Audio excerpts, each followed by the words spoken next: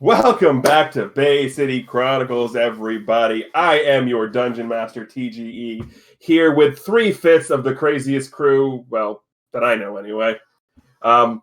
If there is a random number that appears somewhere on the overlay, that's just Krim and his, we'll call it the Windy City counter. We'll just leave it at that. That way, that's Crimson Avix. He's here tonight. He'll be playing Kite. I'm not even going to try and pronounce the last name because I'm going to butcher it. Oh, yeah, you probably will. Do you want me to pronounce it, or do you just want to stick with Kite? If you would like to pronounce it, go ahead. I'm not going to stop you. Sikilikos. Make it sound Greek and you're good. That's Greek to me. The fighter. Then we have Chameleon Ice, who will be playing our wizard, Chloe. Mm-hmm. And then we have... I'm trying to be as nice as possible when I say this, but it's Nora, so I really can't, so I'm not going to say anything at all. Hey, Kite. Can I borrow your last name for a slider I'm going to sell? I think it'll be delicious. A what? A slider! I'm not lamb.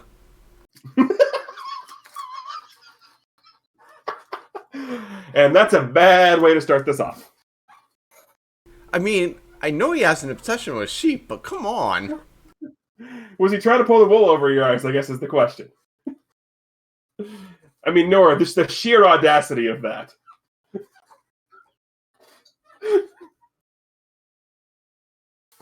Wow. I mean, it's the meme that never ends. Yeah. Tammy, do you feel like you're getting fleeced right now? Maybe a little. Okay. I suppose we should probably get into the whole recap of everything. Last time on Shadows over Legaria, you guys followed up on the lead and information you got from Sakata to make your way out to the outskirts of Eaglesguard beyond the Bash to find a little encampment where you found 4 people of ill repute smoking and joking around a campfire. As you snuck up to them, Chloe decided she was going to make the encounter much, much easier by putting the 2 big lumbering idiots to sleep. Then Kite decided he was going to say, forget this glaive I have and go full kunai master, and took out the baby wizard in 1 hit, and then put a couple of kunais into the leader of everything. Pafez did Pafez things, which was basically fail miserably, get tripped over trees, launch a firebolt, and try and sell potions to people who didn't want them. I did not fail miserably. I just didn't sell anything. Which is failing miserably in your book. Dang it, he's right. After that, inside the tent, you did find the Prince of Legaria, Alwyn Legaris II, who tends to be a little madcap in how he goes about doing things and decided he was going to come out here and stop what was going on. But 4v1 is never a good thing. You freed the prince, had a discussion about what was going on, why he was out there, why he couldn't just leave this alone. Kite gave him the whole, you're the prince, you have to be responsible talk. And he had the whole, but I can't, very much the lawful good paladin description of, I saw something bad, I can't leave it. The discussion then went on to basically Kite talking with him, being like, you stay in the palace, keep everything safe there, we'll do stuff out here. In the meantime, Pafez and Chloe had a little discussion on the way back to the Sleepy Cat Inn to give an antidote to Sakata, which you were able to concoct because you found some vials of residue of the drugs at the campsite. You also found a note at the campsite saying where they could drop off the kidnapped prince, who they obviously know was the prince, signed by the mysterious Z. Pafez was pretty much able to surmise based on that and the drugs that this Z was Xanfiz Olivars, a former member of the same guild he was a part of that was disgraced and removed because of doing some very interesting experiments with alchemical reagents and the like. The discussion was had as to what to do with the captors. It was finally decided to put the 2 who fell asleep. It was finally decided to put them in the ship that the Legaria's royal family came in, so Sakata took them to the barracks there, while the three of you agreed to bring the prince back to the royal box before the opening ceremonies of the Royal Suitor Games. And that's where we left off. So without further ado, this is Shadows over Legaria, Chapter 3 in Unspoken Underbelly.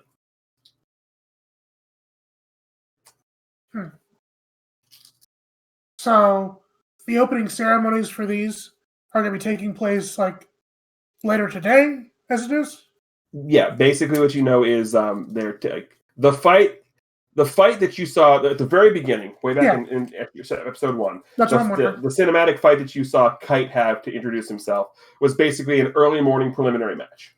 Oh, okay. Get the crowd warmed up kind of thing. Yeah, to get people qualified for the actual thing. The opening ceremonies happen tonight, basically right around twilight, which also would have corresponded with the time that the note said to drop off the prisoner at the lower alley gate. Which I was wondering about, yeah. Because people would have been distracted.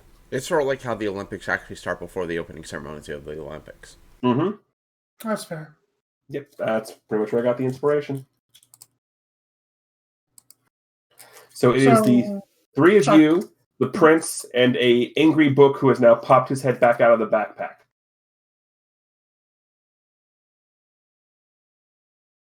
Well, we want to get him back to his box safely, so we're certainly not letting him out of our sight. If you look, he's not trying to go wander off. He knows better, but he seems to be hanging back a step or two and is sort of watching Kite's every move diligently. The prince feels as though something else is there watching him. So if anyone's watching the prince, he's watching them, sort of does the head thing, watching, takes the 3-part staff, swings at something. Oh, that reminds me. Prince Elwin? It's a silly, small thing, but I have a small request for you. He looks at you. Yeah? Please don't take this the wrong way. But I need to have your autograph. Why? It's a very long story involving a very haughty elf. And do you know where she is right now? I believe last I saw her, she was in the Slippy Cat Inn. I suspect she's going to be getting ready to join the opening ceremonies and watch from the stands. I have an idea. Do me a favor. Roll me a pure D20 luck check. Yay. About 11. Okay. So you say the Sleepy Cat Inn. He obviously knows where that is. So the prince, while knowing where he has to get to, will force the detour to the Sleepy Cat Inn. And unfortunately, your friend is not there. But he was going to walk up and be all buddy with you if she was there. But unfortunately she was not. That was a 15 to 20 if she was there. You had a 25% chance. I gotcha. But actually, as you're all going through, what is everybody's passive insight checks? Passive insights. How do we 10 plus your bonus. 13. 13 here as well. I have to actually 16. Okay. Well, you all will notice this then. It seems as if most of the people of Eagle's Guard aren't fawning over the prince. Most of them don't even acknowledge that this is Prince Alwyn. You know how you would be sitting there oh my god, it's the prince. Most of them don't recognize it, or if they do recognize it as Prince Alwyn, they don't acknowledge that it's Prince Alwyn. Is that normal for this part of town? You're in the merchant district, which is where he went for his sister, where he went just to meet and see what was going on. So okay, it definitely strikes you as a little odd. That is odd. I'm going to keep that in my brain for now, at least. But I mean, it's good for us, I guess. Yeah. As you know this, the prince is still what the hell is watching me? Is something bothering you? Don't you feel like somebody's watching you? And he looks at it. It's not him because he's in front and points to Papa's. Hey. who was clearly trying to sell a Jello shot to a frog. Ribbit? You didn't understand me. As you go to walk away, give me a perception check with disadvantage.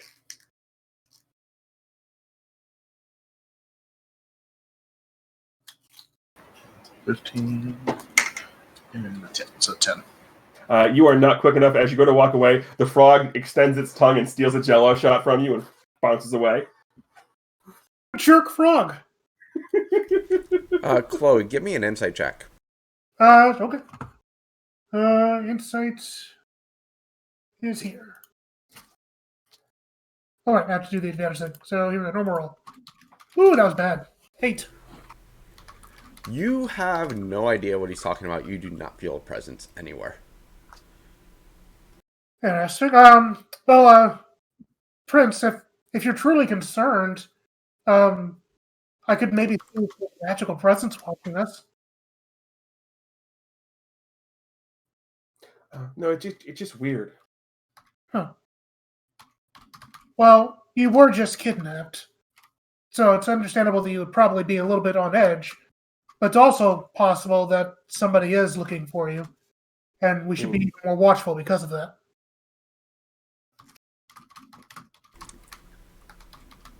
I'm quite confident that he'll be all right.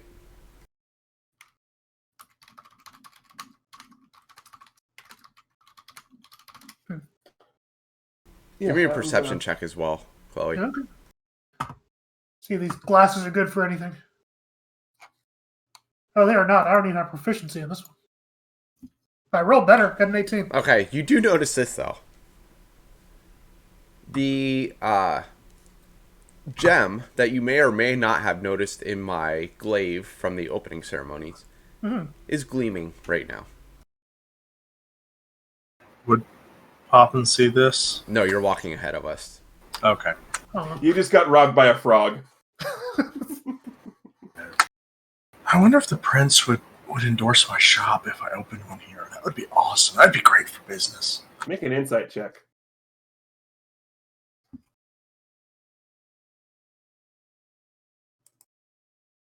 16. You're actually pretty sure it would be horrible for business because this is Eagle's Guard, and most of them hate the royal family here. Oh. I didn't say where I was opening the shop, but you know. You said, well, no. Maybe, Said, here. Yeah, you said here. Fair enough. Yeah, Chloe will at least nudge the prince and kind of motion up toward Kite's glaive, at least. Say, well, there is that. Yeah, it's a very nice weapon. No, the gem that's on it. It's a very nice gem. Well, yes, but it might have a special property to it. I don't often see that on weapons like that. You're a wizard. You don't often see weapons. We see plenty of weapons. We have to learn how to enchant them. Yes, and then they glow because you enchanted them. Well, yes, but they don't glow with a gem in them. What are y'all talking about back there? The sunlight hitting my gem. Gem? Papa's eyes get huge. And right as you look at the glaive, Kite brings it down to where the tip is right at your nose. Try it. Got it. The prince looks over to Chloe and goes, I read about this in a scroll once. Something about a beggar and a monkey who like gems. If I remember correctly, the monkey lost its hand. I think so. I can't remember. And then there was a lamp of some sort, and I don't know. Oh, that one. Yes. So, Alan, what are you Yes. going to tell your sister? What do you mean, what am I going to tell my sister? Because she's obviously not going to be happy with you. Are you hoping that the opening ceremonies distracts her? Because... Yeah, that's kind of what I was going for. I mean, you know her better than me, but she didn't really strike me as that type. No. What's going to happen is I'm going to hope the opening ceremony is going to distract her. She's not going to bite. She's going to give me an earful. I'm going to tell her I won't do it again, and we both know I probably will. No, correction. Now we both know you probably won't. Okay, you and I know that. I'll tell her that, and she still won't believe me. Well, we'll see how she treats you then. You'd think the way that she treats me that she was the older one. She's not? No, I'm 2 years older than she is. Goodness. I guess men do mature slower than girls. No offense, of course. Just, I was having a thought out loud. I'm sure the prince gives you one too, but at that, Kite even turns around and just gives you a glare. Llewellyn pops out of your bag, jumps off of your back, and goes and parks himself on the prince's shoulder, and sticks his bookmark out at you like a... Well, you don't count. What do you mean I don't count, madam? I perfectly do count. But Look what's happened again. Like, you can handle monsters just fine. God forbid you learn how to talk to somebody. This is why you're going to be single all the time, madam. Lou, get in the bag. Can I stay with you, your highness? He looks and goes, she can blow me up. You listening to her. and you just get the little sad book noises. What are sad book? I actually know what that is. I'm a librarian. You're a librarian. You know what sad book noises are. I know exactly what those noises are. So, question. Instead of blowing a raspberry, wouldn't a book just flip through its pages really fast to mimic the sound? It's the same sound. Good thing, yeah. I just like the image of the bookmark doing the...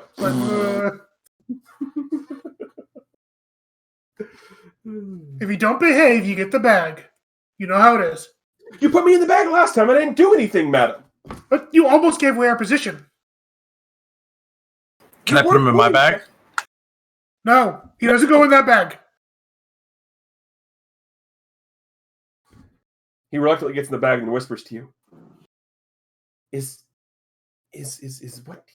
Every time I hear him talk, is this what it means to be disgusted?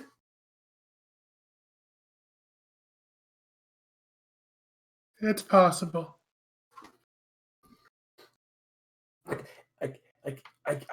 Every time he talks, I feel like I want to wash my book cover.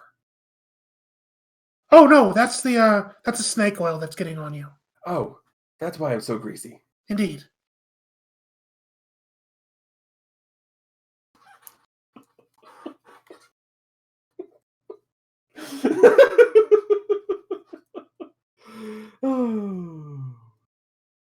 By the time you all make your way back through the city to where the games are being played outside the stadium, it's not quite time for the opening ceremonies, but it's getting fairly close.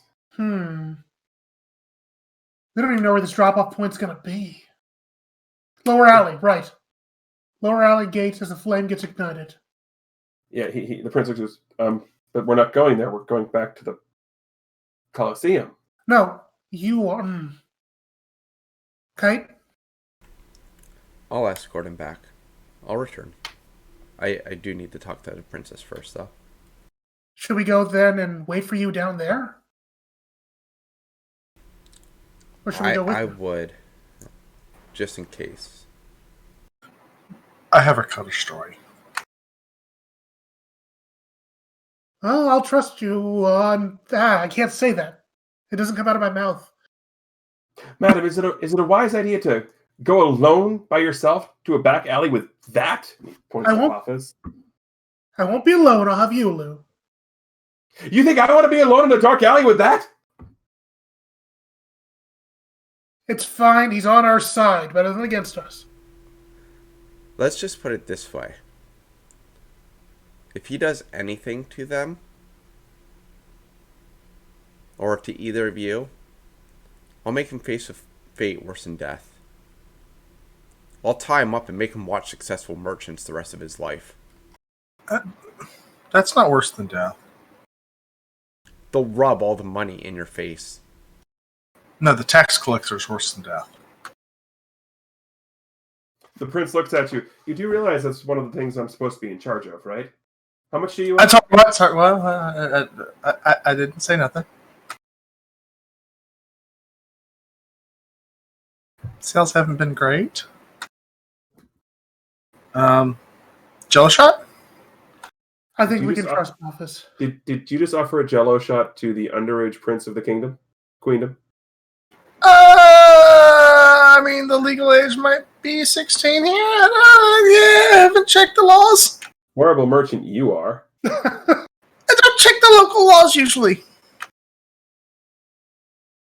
I mean, he didn't check laws. That's pretty much any merchant. Yeah. I mean, you're not wrong. At least this... I'd rather have the sleazy merchant we know than the sleazy merchant we don't know. That's what I was saying. I'm not sleazy, but would you like some snake oil? And I do apologize for insulting you, Poffus. I called you a merchant. Oh. Oh, I feel kind of bad about that.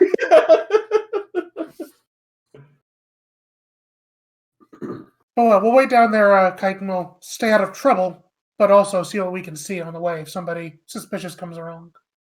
The prince looks at you. Random question. Hmm? Do you know the lower alley gate he's referring to? There's more than one? Have you seen the number of alleys in this city?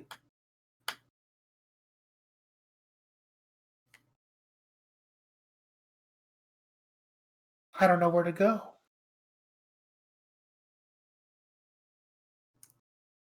Do you know where to go, Your Highness? I come here once a year. I have no clue. Okay. I thought that was you being subtle. That might also be why no one likes you. Oh, here. Oh. But how do we find this lower alley gate? Do you think there's a certain barkeep that would know? But you don't mean the gentleman that was over at the Sleepy Cat, right? Like that was. Oh, we should probably arrest him. Why? Oh, yes. For drugging my bodyguard?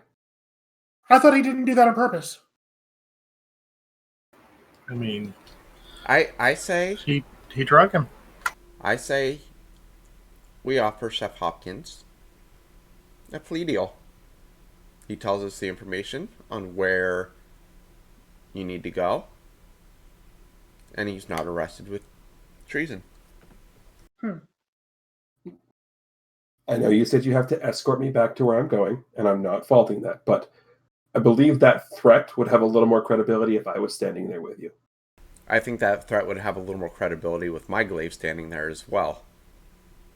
No offense, right. Chloe, and, well, we know Poffins isn't very intimidating. Oh, I have no illusions of that. Right, but he doesn't know. He from what I understand, what you told me, you came across the inn with no relation to me or the royal family. So why is he going to believe that? Oh, clearly need both of you. Right. I'm just saying it is beneficial for us to be there. Mm-hmm. Oh, yes. Absolutely. Coming from those two, there would be no intimidation whatsoever. Although you could potentially be in two places at once, Your Highness. You can do that? I can do that? I can do that. It might be more beneficial for you to be here and seen, but also for you to go along with us. All that needs to happen is I need to be seen in the royal box at the end of the opening ceremonies. I don't need to be seen into.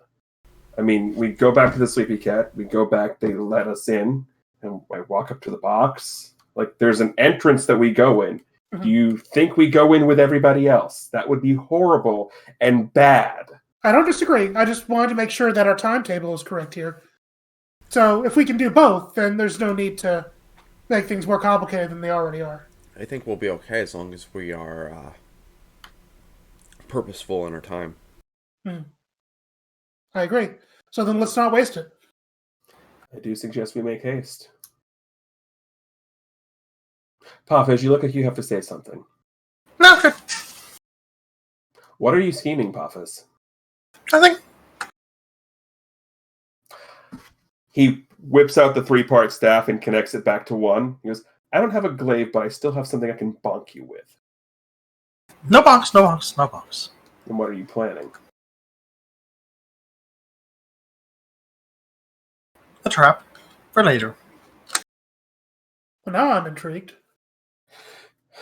The prince rolls his eyes, curls the staff back up, slips it into the device on his back that clearly is just a quiver that he's put the staff in. Practical, I like it. Yep.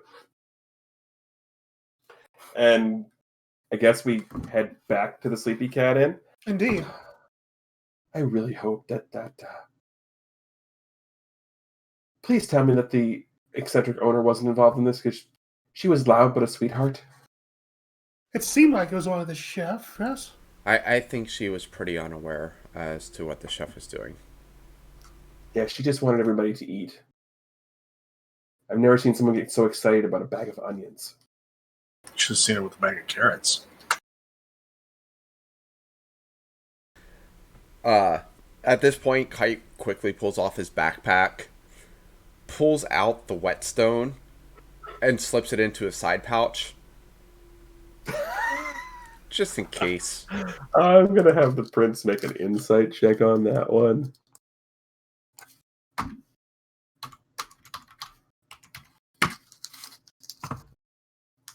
He has a pretty good idea. Oh, he with that, he totally knows it's just for intimidation purposes. Mm-hmm. Yeah. You can see him mentally taking note of that. So it's not too hard to make your way back to the Sleepy Cat Inn, especially because most of the flow of traffic is going the other way. So it's pretty easy to get back there, no issues. Good. You head back in, and it's just as quiet as it was the first time you all came here before Paphos showed up. Lavina is still sitting there, longingly looking out towards the stadium, clearly wishing she could be there instead of having to man the inn because, yeah, somebody has. And as you approach, the distinct smell of rage and garlic is coming from the kitchen. Ooh, I like the smell of rage. So clearly, your chef friend Hopkins is there. So when we enter, we get like maybe 10 feet inside, and I'm like, hold on, I think the door needs shut, and the door just shuts behind everyone.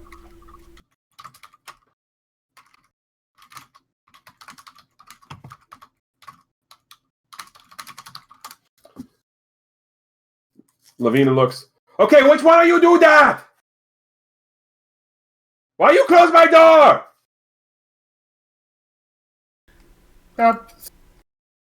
Sorry, we need just a minute. Where's Chef Hopkins? In the kitchen where Hopkins always is. What he do this time?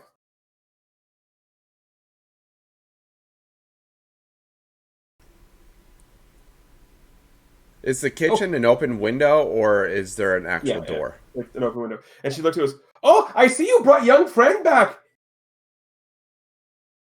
Oh, me. Yes. No. She's pointing to the prince. Okay. My apologies, madam. We don't have time for food. Oh, but he needs food. Look at him. He's so skinny. It starts pinching the prince's cheeks. That's very kind of you. But he has a place he needs to be very urgently, and so we can't really waste that kind of time. Roll me a persuasion check with advantage. Yay. Why is Chloe so unpersuasive? I don't know. I'm asking the same question why Kite has been so intimidating, but I don't have proficiency in intimidation. Same thing here. Yep. Okay. Yeah, she's like, okay, fine. Just, if you're going to hurt my cook, at least don't get anything on the pots and pans. I just cleaned them last week. We promise.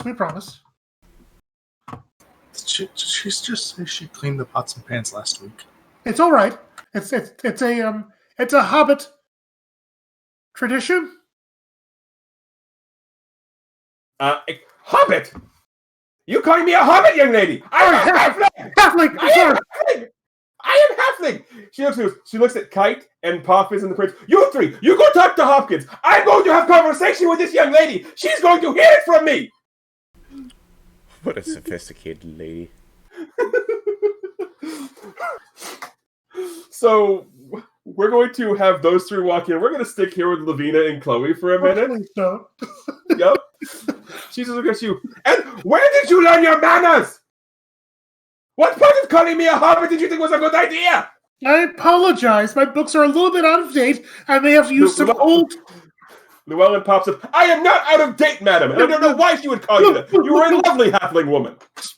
Lou, you're fine. Just some of my textbooks might be a little bit out of date. It might use some potentially offensive slang or vernacular that hasn't been updated to proper current standards. It's absolutely... I apologize. You realize that's absolute bullshit excuse, right? It's only partially incorrect. Children these days! Such rude! Why can't you be like the young man with the other two? He was extremely polite. Knew everything. Well spoken. You do learn from him. I could. Yes. And then she slides over to you and what's up? And from what I hear, he's single.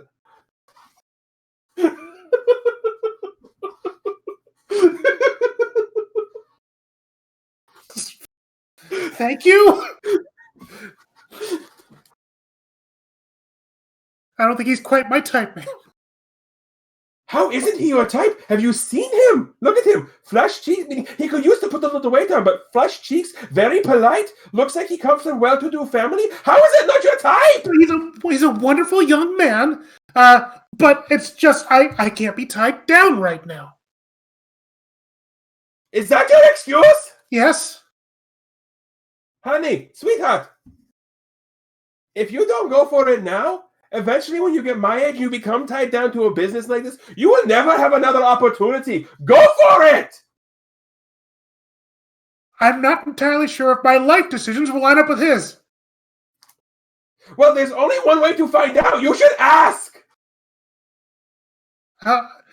Yes, ma'am. I'll keep that in mind, ma'am. Now, about the punishment for calling me Hobbit. And with that, we'll scene shift to the rest of the crew in the kitchen.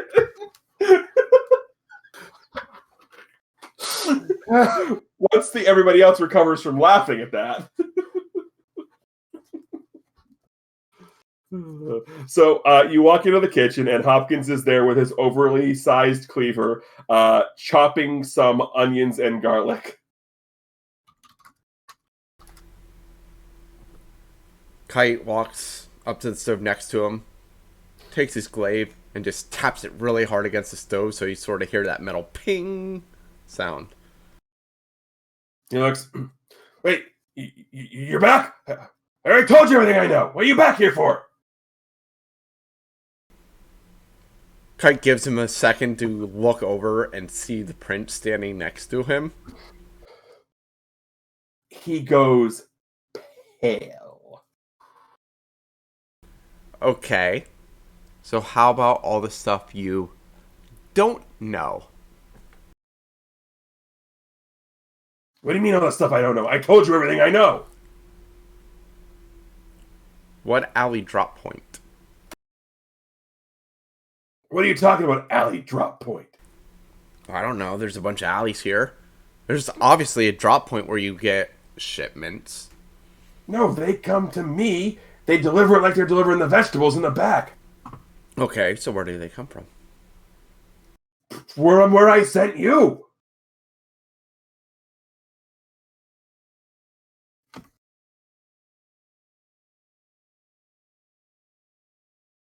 How much do you care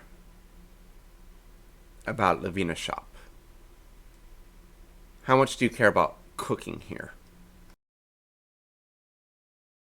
It's a job. I mean, I care about the job, but Well, what if I were to say, if we don't get information from you, and this isn't even a threat from me, if we don't get information from you, you won't have a shop, a job, or life. And at this point, the prince just sort of casually, at this point, he has taken out the 3-part staff, puts it, and just is casually leaning on the staff with this devious smile on his face. Pothos has opened his jacket and is looking at his arsenal. Go ahead and roll an intimidate check with advantage, please, Kai.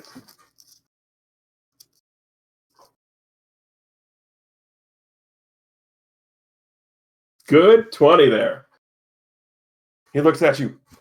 Look, all right, fine. Just I don't care what happens to me, but Lavina's innocent. She has no clue what's going on. Leave her out of this. I didn't have any intention of bringing her into this. Actually, I came to make a deal with you. I mean, you threatened her shop. No, I didn't threaten her shop. You threatened her shop. You implied it. Yes.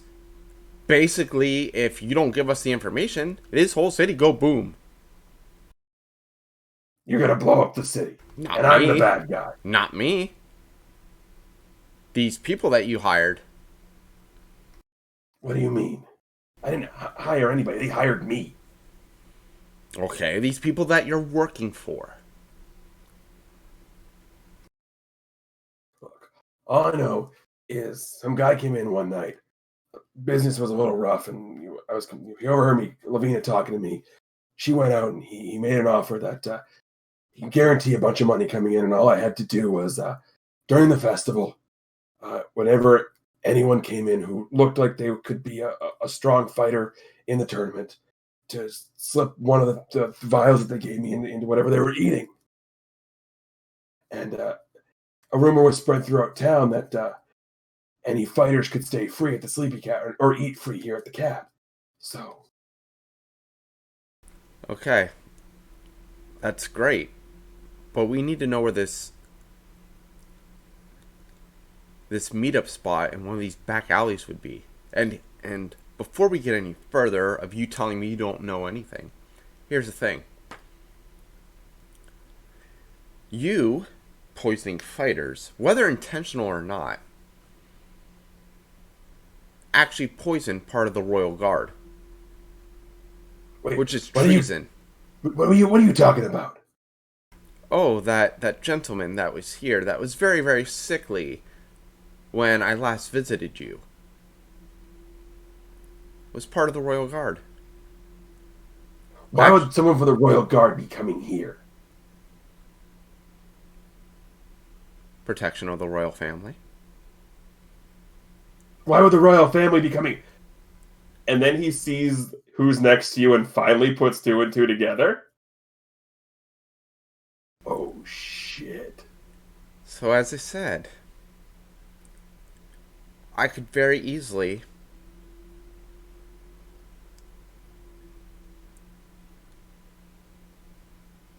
take you in for the royal family and have you imprisoned for treason. If you would like, we can come to some sort of gentleman's agreement that we just happen to forget that the fact that you put the poison in a Royal Guard's food, and we'll take the information and go with it. However, it better be correct information. He looks at you clearly defeated, realizing that it's either give up this information or literally be arrested by the Prince of the Queendom. What do you want to know? All we want to know is what alley we would need to go looking for any type of exchange in the city. Well, there's a couple of them that come to mind. Is there any other information you have about that could narrow it down? It would be the exchange of a prisoner during the opening ceremonies of tonight's event. Still doesn't narrow it down. There's like 6 shady alleys I could give you.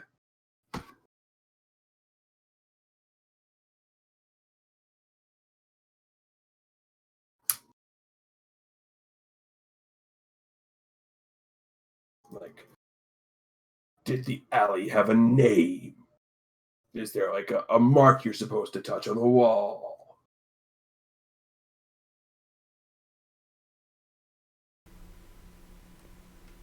Not that I recall.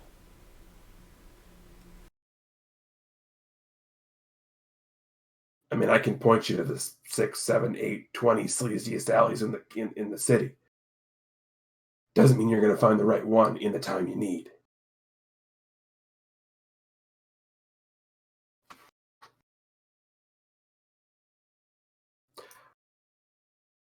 As the DM, I'm asking, is this the player forgetting the name of the alley? Yeah, I totally don't remember any alley name given. Lower alley? I don't actually remember either. No, lower is the name of the alley. Oh. But he said it's called the lower alley in the note. Yeah. But the lower alley gate. It's the gate in lower alley. So it's the lower alley gate. Lower is the name of the alley. Note to self, off GM. Got it. You didn't capitalize it. -2 points from Gryffindor. No, I'm not Gryffindor, so. Whatever. It's not Slytherin, that's me. Yeah, I really wouldn't have ever put that together because it. I figured that. I'm like, okay, I should probably GM jump in here. Yeah. Not to mention because I didn't even think to look back at the note just because there was nothing standoutish about that. And Cham, to answer your question from a code perspective, there's a reason it's not capitalized, because if it was, it would be a little bit easier to figure out what he was talking about. Well, yes, but it has to be easy for us too. No, it doesn't.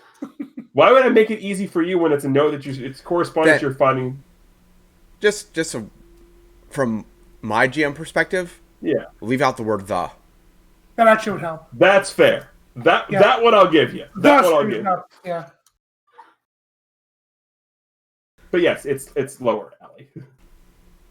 So. Okay, then Kite would say, well, about all we have is there being a gate at a lower alley. Oh. Lower alley's actually an alley. There's an old rusted gate at the back that I can't remember what it used to be used for. Maybe some old escape tunnel or something. But yeah, lower alley is basically at the edge of the Bash, where the Bash meets the Merchant District. There's an old alley behind this really, really awful dive bar called the Clam Dunk. That just sounds awful. Yeah, I don't know who the heck came up with the name of that, but clearly they were on something.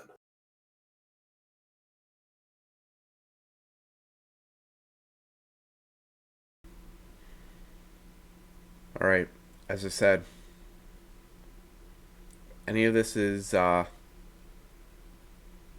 wild goose chase that we're led on. Expect us to be back. You know, if the information you gave me is true, then that's what I can tell you. Like, if you found something different, I don't know what to say. But based on what you told me, that's the only place it could be.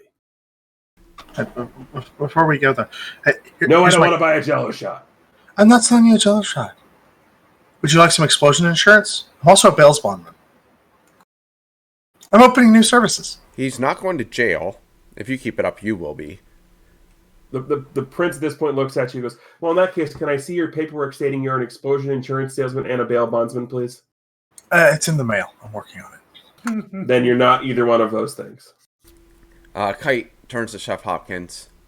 By the way, no more poisoning your patrons. You don't have to worry. They're not going to come back for you if you don't. What do you mean they're not going to come back for me? Did you? Oh, you didn't. I will not tell you anything other than you don't have to worry.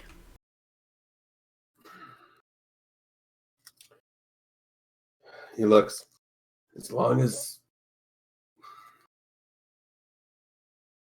just wasn't there a girl with you? You mean the one currently being yelled at by Lavina out there? How did she make... Oh, she called Lavina a hobbit, didn't she? Yeah, she did. Oh, that poor girl. Lavina's gonna have her scrubbing tables for weeks. Maybe she'll just have to stay the night then. We get a flashback up to the front of house, and not sure how this managed to happen, but Chloe isn't doing anything, but Chloe has attached one of those hands and knees floor brushes to Llewellyn's spine, and Llewellyn is figure skating with the brush along the floor to clean it. Well, she's also got a mage hand that's controlling another brush at the same time. So something on Fantasia, like she just kind of... Yeah, this is the scene you all walk into. Can I need one of those. Okay! Lavina hands you a brush. Not one of those. You said you needed one of those? You clean too! You have friend! You clean! You help clean! You get her out of here faster! Did you three get what we needed? Madam, I'm very sorry, but we do need Chloe to come with us, and we must make haste. Fine, on one condition, hold on. So she goes over to the prince again. You need to eat more food! And she goes, and I hear your friend is single.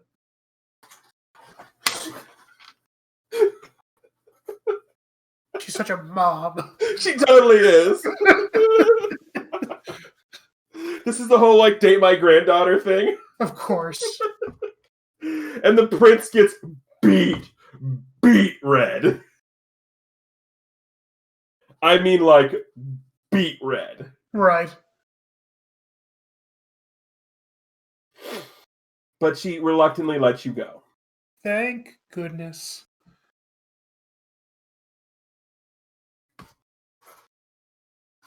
Well, that was an ordeal. It wouldn't have been an ordeal if you would learn how to speak properly, madam. The book's not wrong. He's not wrong. Of course I'm not. I'm a book. I'm always right. You're always right aligned. Except when Not there's always typos. Well, I'm not the one who copies the stuff into me. That's her problem. Or when things change. You didn't get the pun, did you, sir? No. Right. WRITE. I'm a book. Mm-hmm. Mm-hmm. Yeah, it's...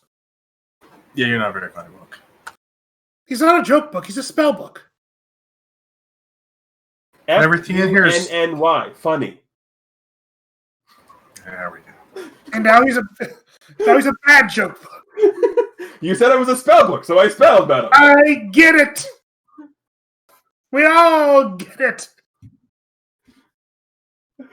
You will notice that in this entire thing, the prince is staying as far away from Chloe as he possibly can. Like, he's hiding behind Kite. And Chloe doesn't even care, because that's not like her radar. Hey, Prince. What? Puffin stuff. I can get you something that for your lady friend that might make things go smoother. One more and I will have you arrested. For what? Annoying me. Oh. Okay. And if I need to actually make up something that's, will stick, terrorist threats to the royal family. That's kind of harsh. Just call me on tax fraud. Sheesh. I'll be the witness. You butt out of it. Can I have your staff? You really do have sticky fingers. Over my dead body. Okay. That is not an invitation. I didn't take it as one. That's not a chance.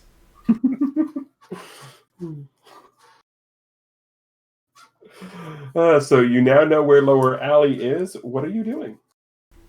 Well, Going to the lower alley. Yeah. Well, we have to get the prince back to his box. So are we still doing our plan then? We're Kite, you take the prince up and then meet us back down there, or are we too strapped for time for that to be logical? Well, I guess the two questions are, what is the distance between Lower Alley and the box? And second, what time of night is it? Well, where you are, because you're in the Merchant District right now, it is distinctly closer to go to Lower Alley right now, 100%. Of course. The answer to the time of night is a variable answer. Basically, as to whether or not you can get back to the box in time is entirely dependent on how fast you deal with whatever is in Lower Alley, if there is anything there or not.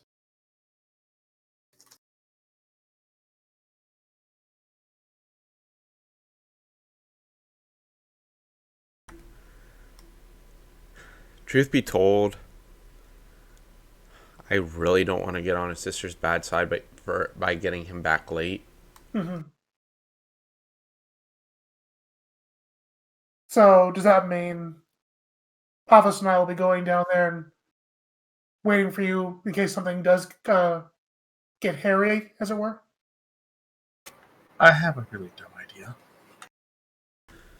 Are your lips moving?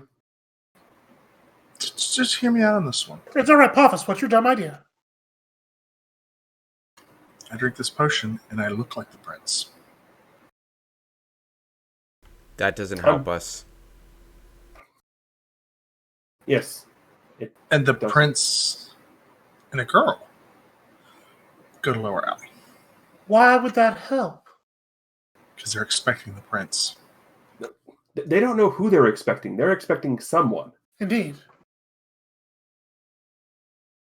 I mean, also, there's one other thing here I guess I probably forgot to mention. I mean, Kite, if you want to go, if we want to go, that's fine. But I mean, I guess if you're the only one dropping me back off at the box, then we can't properly reward the people who rescued the prince. Wait. Well, no, it's all right. It's No. We're going. We're going. virtue was own reward. Kite, I will give you this for free. That is basically the prince's way of being like, he is enjoying hanging out with this entire crew and doesn't want it to stop. So he knew that would get Paphos' attention. Like, I'll give you that for free.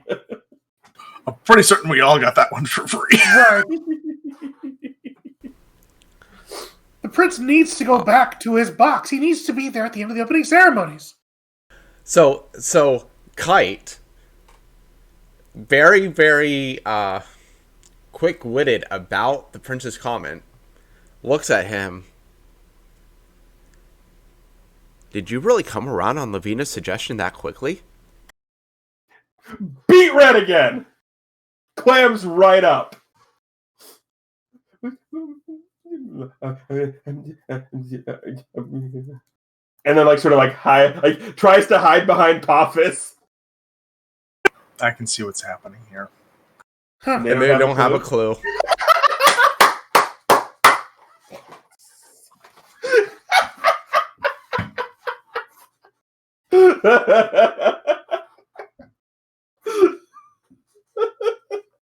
And then Llewellyn pops up. They'll fall in love, and here's the bottom line. Down.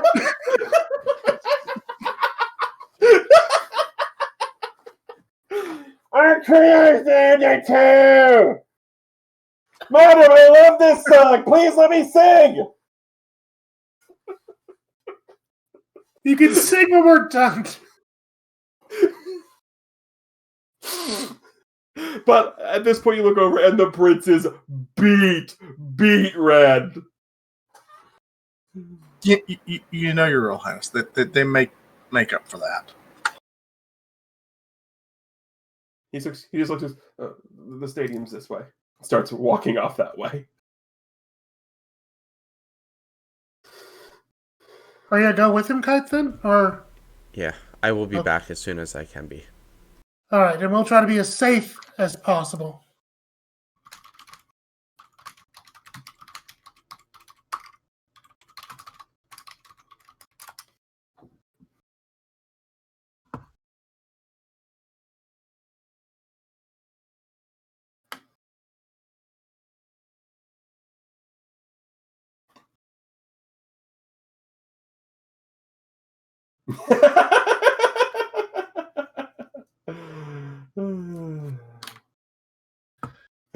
I'm laughing at the facepalm in chat. As you I should. mean, you should. But So as you all walk off and you head off in two different directions. The prince is beat red and just what do you have to bring that up for? Why are you so insistent on not going back? I'm not insistent on not going back. It just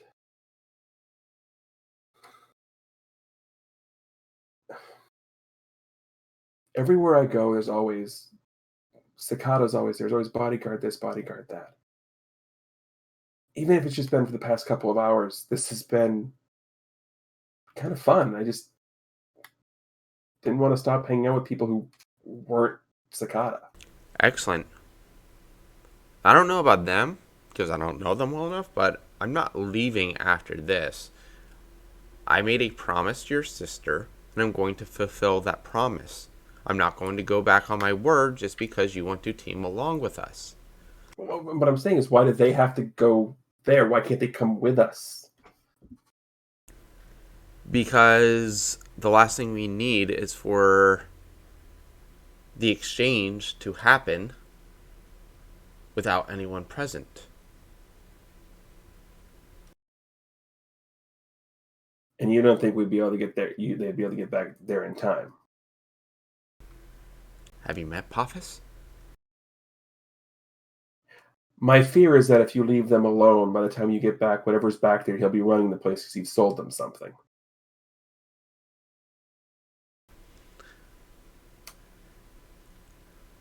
I'm not too concerned about Pophis.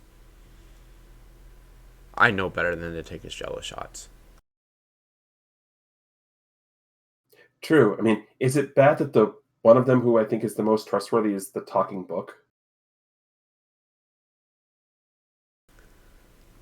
I think Chloe has good intentions. I just don't think that the filter works correctly for her. I mean, clearly not. I mean, whatever she said. Why does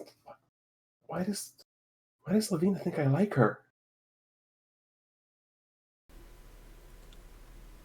Because she probably doesn't have children of her own, so she always wanted to do that whole matchmaker thing. I mean, it's weird. I mean, Though just a hint, just man to man here. If you don't want someone to believe that you like someone else, don't turn beet red. I can't control that. I'm like normally whenever I'm at parties, it's like, oh, this one, that one. And it's always like so stuck up, stuffy nobles, and I don't know what it was. Just it felt different. It was just, I guess it felt like you're. I guess the best way I could describe was it kind of felt like it was like being embarrassed by your grandmother. I mean, that would make sense, but I mean, if my grandmother was a loud Russian-sounding halfling woman. regardless, just pay no mind to it. We need to hurry up and get you back to your sister so I can return to the alley. So you guys keep walking for a bit to head up there, and he goes, as you're walking, do you think Chloe likes me? I can tell you I'm not really well versed enough to be able to give my opinion one way or the other. Okay. So you guys make your way to the royal entrance. I mean, it's not like it's a far off. It's clear where the noble entrance is. Super clear. So you guys make it up there, and there are the two guards sitting at the door, and as you approach, they do the whole crossed spears thing. And who are you? He nudges Alwyn. This is where you answer them. I'm Prince Alwyn the second. Yeah, the guards look. No, you're not. The prince's bodyguard does not look like that. That is not Lord Sakata. No, I'm not. I was requested to escort the prince back. Lord Sakata did become ill suddenly at one of the taverns down in the lower city. So he asked me to escort the prince back to make sure that he was not kidnapped or anything of the sort. The two look at you. I've never seen you before, ever. Why would I believe that Lord Sakata would ask some random stranger to bring Prince Alwyn back here? Well, you see, I've met with the royal family previously. I have the trust of the princess and Beatrix. And what proof do you have of this? Well, if you would go to the princess and ask her to see a banner that was given to her, you will see the banner has this emblem on it. And he shows them the emblem on the shoulder pad of his armor. The guard looks. So one of us goes. That leaves only one person here. You clearly do something. You incapacitate us, and you sneak in. It doesn't work like that. Why should we believe what you're saying? Would it help if I gave you my glaive and my daggers to completely unarm myself? And at this point, the prince, you can't do that. Like, what? If you're supposed to be bodyguard, why would you give up your weapons? Because I need them to know they can trust me. The guards look. Anyone willing to give up their weapons, even when what they're supposed to be guarding is right here. That is clearly a ploy and a trick just to get in. Then allow the prince to go in. Both of you stand here with me, and he returns with the princess. If he doesn't return with the princess within 10 minutes, you kill me. Well, no. That's a horrible deal. Do you not believe that you cannot find your sister in 10 minutes? It has nothing to do with that. I don't want to leave you alone. Like, I don't know what will happen. If they're truly the guards of the royal family, they won't touch me. We are guards for Eagle's Guard. We are not guards for the royal family. And besides, I can handle my own, Prince.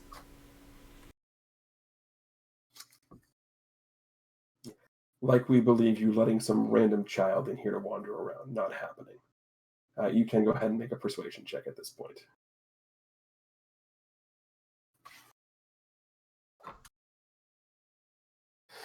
Time to roll. Keyboard, please.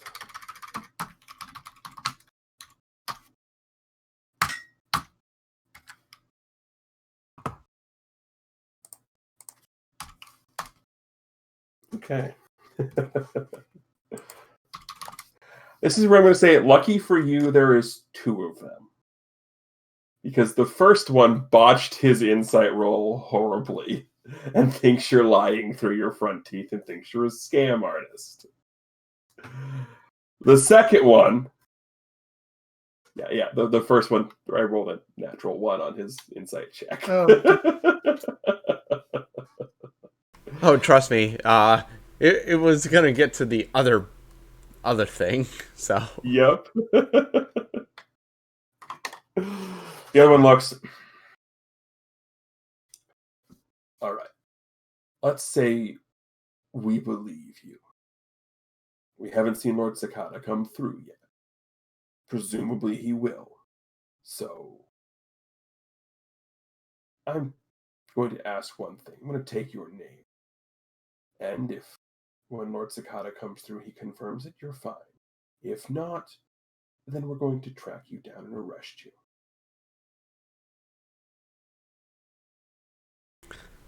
My name is Kite. and by all apparent reasons, his name is Alwyn. So they look, and he nods and remembers the name, and they do the uncross the spears thing so you can walk through.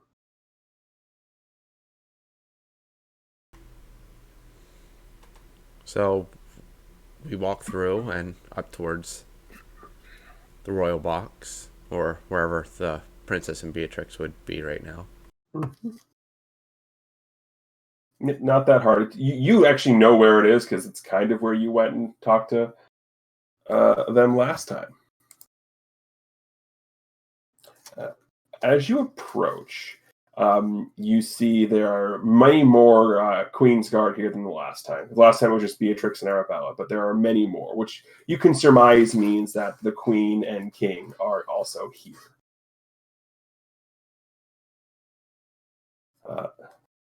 So you're walking up, and these guards that have no names because they don't need names clearly do recognize the prince, don't recognize you, but since he clearly is comfortable with whoever you are, they let you walk right in.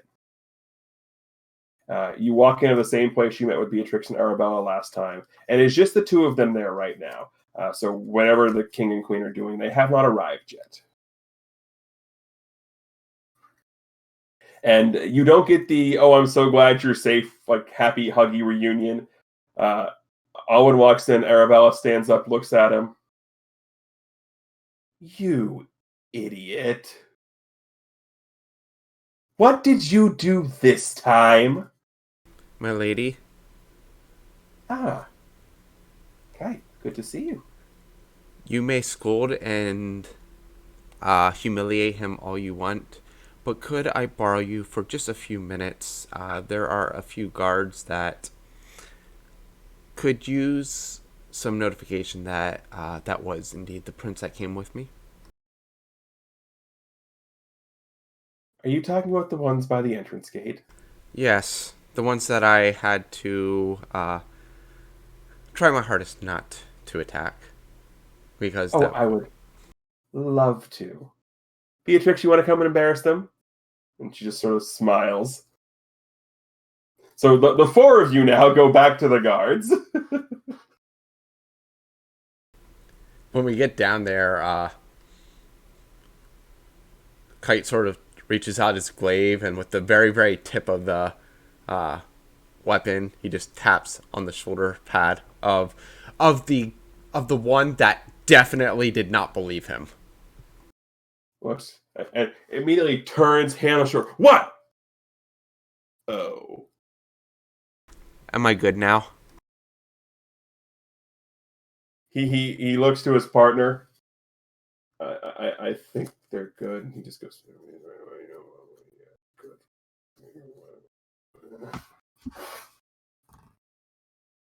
Kite, go ahead and make me an insight check.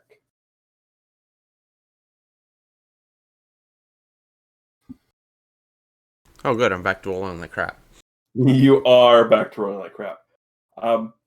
Something about their reaction feels like your presence, or specifically Alwyn's presence, surprised them. You're not sure what, why, or how, but they definitely feel surprised by Alwyn's presence. All right. Out of character, I totally get it, but yeah. Okay. Yeah. So Kite is just sort of looking at them, wondering why they have like so much disgust for the prince. And he just sort of, like, as they're walking back up towards the box, he leans over to the prince. Do you, like, insult the guards? No. They work for Greyfort, and basically, they show us the absolute minimum amount of respect to not get themselves arrested. They hate us here. Like, noted. My lady, there is something I must make haste to take care of, but I will be back tonight. for post ceremony, if you will entertain me. Oh, but of course. She reaches up to one of the little like end tables that they have, and she hands you a sealed letter. He puts that in his pouch and sort of tucks it underneath the whetstone. Yeah. She goes, and that will get you in. Thank you, my lady. Now, if you'll excuse me, she turns. I have a brother to go yell at. That's okay. I will let you do that in private. Well, and he looks at Beatrix. Don't enjoy this too much. And he runs off. No. You say this, and she starts walking out with you. She goes, oh, it happens all the time. At this point, it's not even fun anymore. But yeah, Kite takes off back towards the back alley. And before you can leave, you just hear, what were you doing? And you can just know she is just reading him the riot act. So we will head now to... As he hears that, Kite mutters under his breath, Chloe's totally not ready for that. So now we will head over to Poffins and Chloe heading towards the lower alley. You guys have a much shorter trek, but you still have a little bit of a walk to get there, so... I remember as we left, the prince was extremely beat red because Kite kind of called him on the carpet. Let's get crush on you. I don't even know how to respond to that. Well, madam, do you have a crush on him? Not really.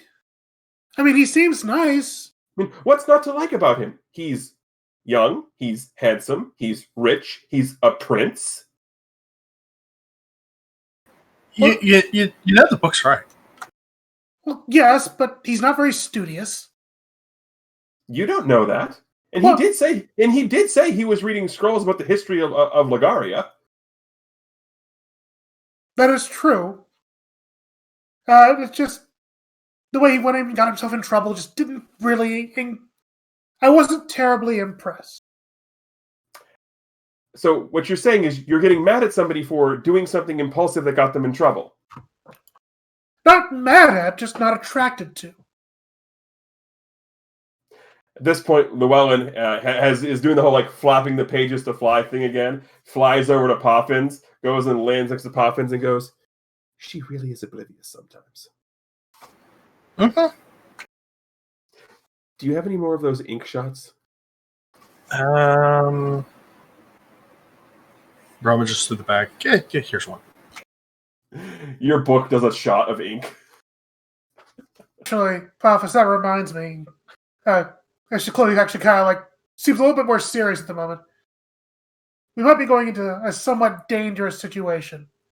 And I hate to admit it, but I know that I'm probably not going to be... I'm not terribly equipped for more than maybe one impressive spell to get us out of it. I'm not sure how well you are when it comes to your supplies. Open the jacket. There's just potion bottles. An excessive amount of potion bottles. That makes me feel a little bit better. But all the same, I never leave home without all my supplies. Never know when I'm going to get a sell. I understand that and I agree. Mine's a matter of, I think, That you're not very good? I'm still learning. Oh. So you're inexperienced. Actually, yes, I would admit that. But if we do go into this situation, we have basically two options before us. We can try to sit back and observe as well as possible and hope that the people who are coming for the exchange make themselves obvious so that we can catch them in the act. Or it's very possible they may not make themselves obvious if they don't see somebody here that they intend to. So the alternative would be potentially for one of us to take on the appearance of one of the kidnappers. Do we know that the kidnappers knew each other? We do know that one of them had the very note that we're following that gets us here. No, I mean, you like the prince. You should turn into him. I don't like him.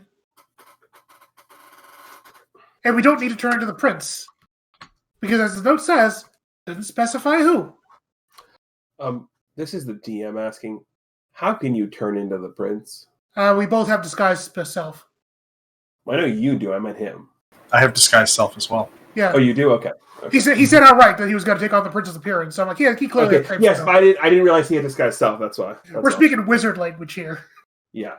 Well, because I thought I knew, because you get a thing at level 3, the random potion per day thing. Oh. I thought you were talking about that. I'm like, that doesn't do that. No, I've just straight up got it. Okay. No, that works. Fair enough. But no, that is an option we could take, but it's excessively dangerous. There's another option. What's the other option? I go set up shop, and we sit and watch, and you help me sell some stuff.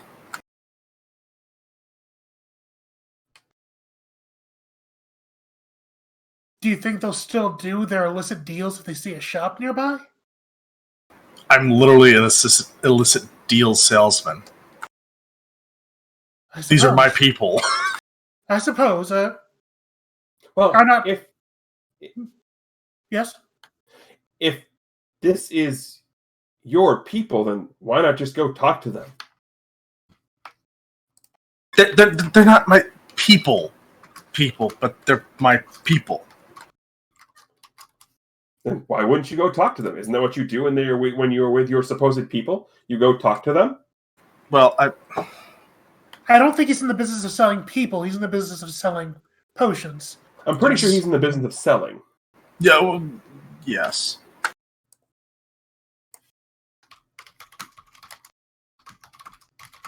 Lou does point that if you are trying to sell me up to these, whoever they are, you do have a, what's the word? Carpet bag salesman air about you, where you could potentially go on for a very long, extended, excessive amount of time while we buy time for Kite to come in and maybe help us take these men out. I'll get the shop ready. Madam, forgive me for if I'm overstepping, but yes, aren't you two overthinking this a lot? Llewellyn, I am a student of magic, and he is clearly a potions master. All we do is think. Yes, but you overthink and he underthinks. So I guess I'll have to do the actual thinking then, madam. Do you have a suggestion, Lou? I do, actually. You're talking about, you've mentioned several times that this letter didn't mention who they had captured. That's correct. So instead of showing up disguised as the prince, why doesn't he just show up disguised as the guy who led everything? That's what I was suggesting. When did you say that? When I said he could take on the form as one of the kidnappers. I didn't hear you say that, madam. I said that. That's the easiest suggestion. You hear Poffins rolling through his shop. She did say that! Although, there is one consideration. I hate to ask this. I know it's a bit impolite.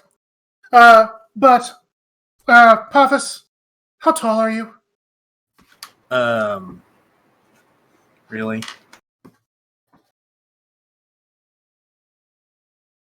Really? We're having height jokes again? It's not about jokes. It's about practicality. I'm short! I get it! I know! What I'm saying is, if your spell that you were suggesting, or your potion that you were suggesting to the prince for potentially copying his appearance, if it's the same one that I'm at least aware of, there are limits. You can only mimic something that would be at least a foot taller or shorter than yourself. Well, I mean, nothing shorter than me.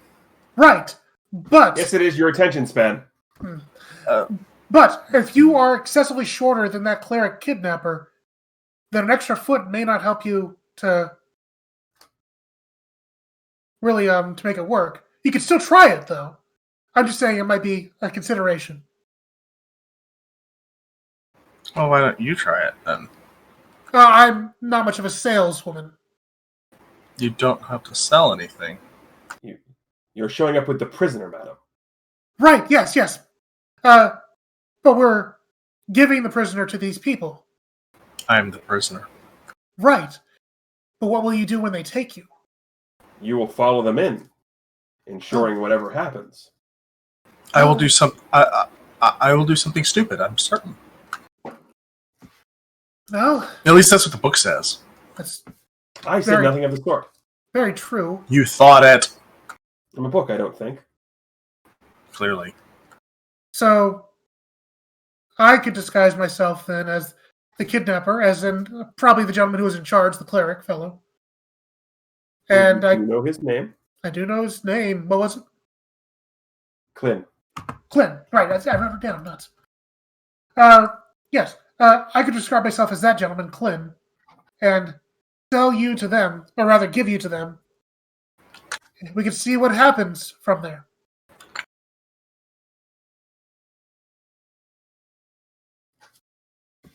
And you can keep your current form, because that way you wouldn't have to use up your own ability, unless you want to, but... No. So, is this something that we want to try doing, then? I'm good with it. Okay, I'm concerned for if things go extremely sideways. But it does seem to be a good way to get some information. So, very well. Just don't tie the ropes too tight. I wouldn't dream of it. I would, madam. I didn't ask you. Can I suggest one important accessory for this? Yes, A gag. it might honestly be useful.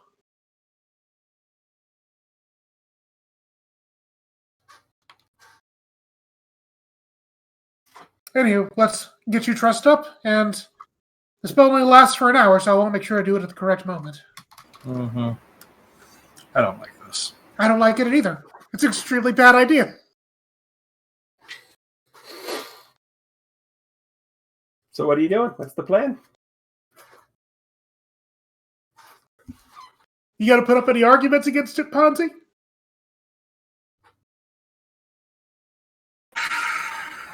You can. You have the floor.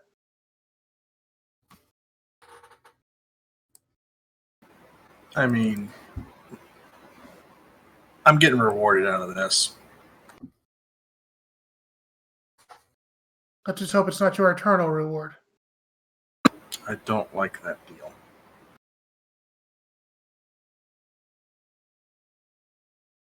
Okay.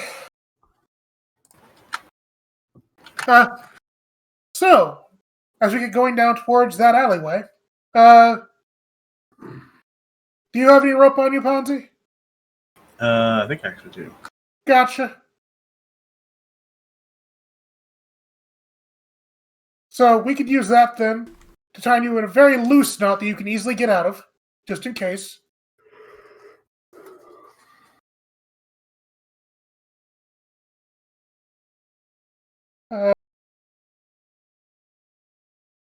Not sure exactly what we use for a gag, but I'm sure we have something, like just a regular rag or something. And then, when it gets to be closer to the opening ceremony time, Chloe's going to cast Disguise Self. And you see before her all of her robes kind of cinch up, and she puts on that garb that gentleman looked like. The whole hood comes over, and her voice becomes a little bit gruffer. Okay. So as you approach this rusted iron gate at the end of Lower Alley in the Bash, this gate has long been thought to have been rusted shut, its purpose as an old escape route from the Keep dungeons long since forgotten about. As you approach the gate, there's a small amount of water collected on the ground in front of the gate, and the sounds of faint noises can be heard from deep past the bars.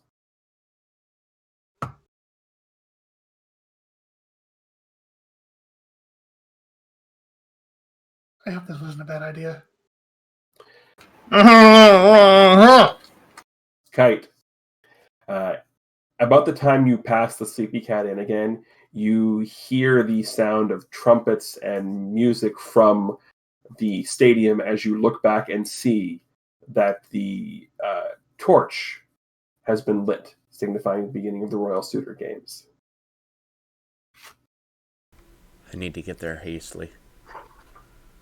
The two of you hear the trumpets, and at this point you see a set of eyeballs come to the gate. This the one? You weren't being spoken to. Shut up. You got the payment? Payment? What are you talking about? But never mind. Yeah, this is the one.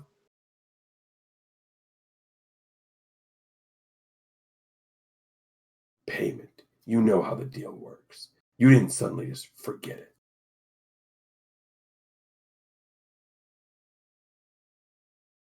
I'm sorry. Had a rough day. Ponzi at this point bites the thing. Hey, you need payment for putting up with me, apparently.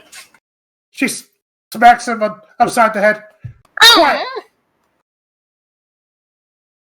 This one's been going off all day. Been driving me crazy.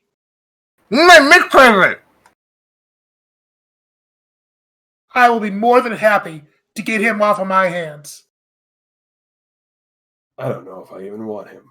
I don't know if the boss will want him. No, that's one for me. Well, this is the deal either way, so don't you back out now. I'm just here to open the gate for you. We'll You get know to the open drill. it. Yeah. You know the drill. Opens Yeah. the gate. So you walk in, and there's only one direction you can go. Thank goodness. So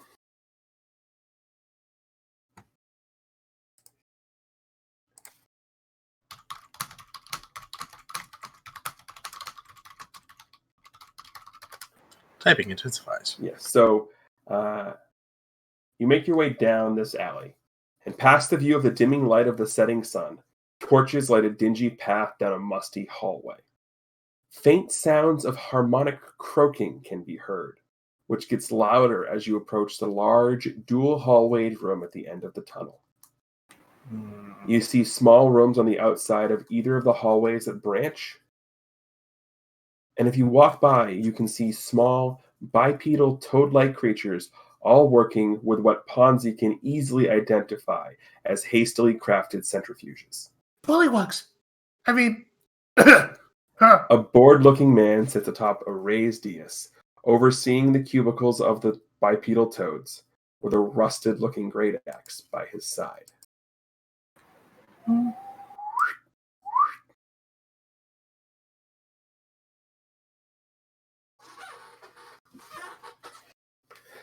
Place your tokens where... oh no, there's a map. Of course there's a There's a map. map. Oh dear. I'm the map. I'm the map. I'm the map. Where are we at? Wherever you'd like to be. Where's the exit? Let's see.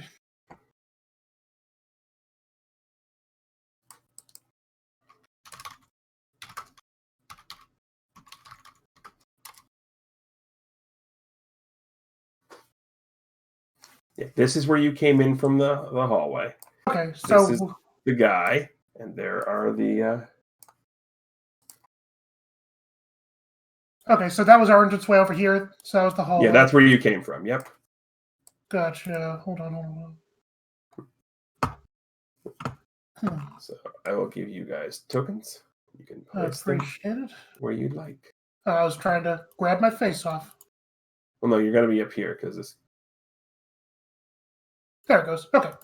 Mm-hmm. So where are we at? Let's take a look. Oh, you already made it. I already put you... Papa, stop!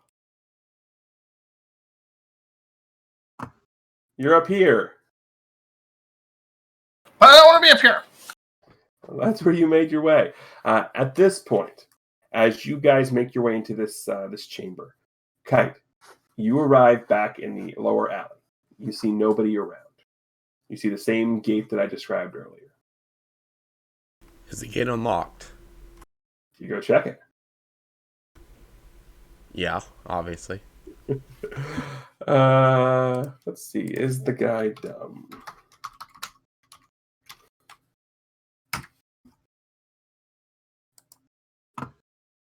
He's dumb. It's unlocked.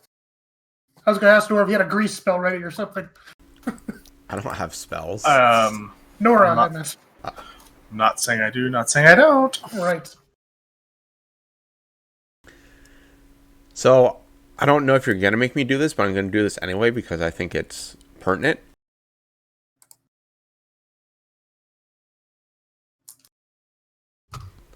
That's specifically opening up the gate. But I can do it without making the gate squeal.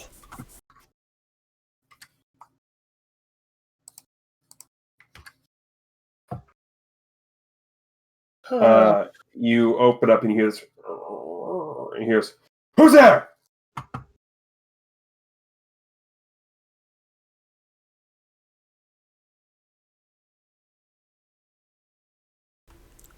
Kite doesn't say anything. He just sort of sneaks in the gate.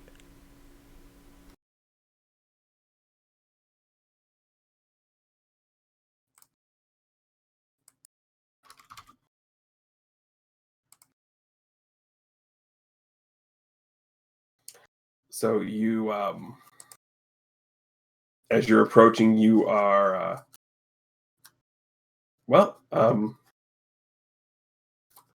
give me a perception check. Yep, still rolling like crap. Yep. So he's going to get a quick surprise round on you.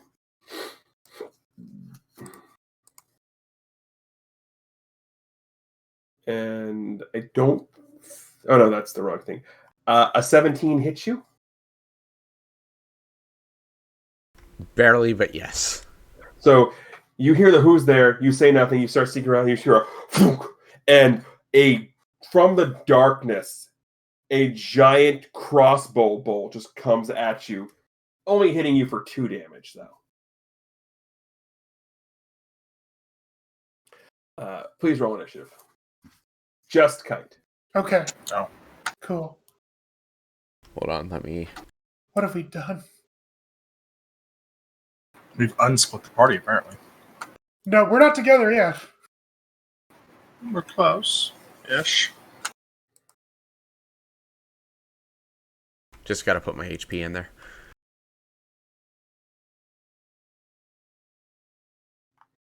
Oh, also, I forgot to do this for you guys. That's a lot of rocks. Mm-hmm. Oh, gosh. Okay, well, you both got an 18, so I'm going to give Ty a player here.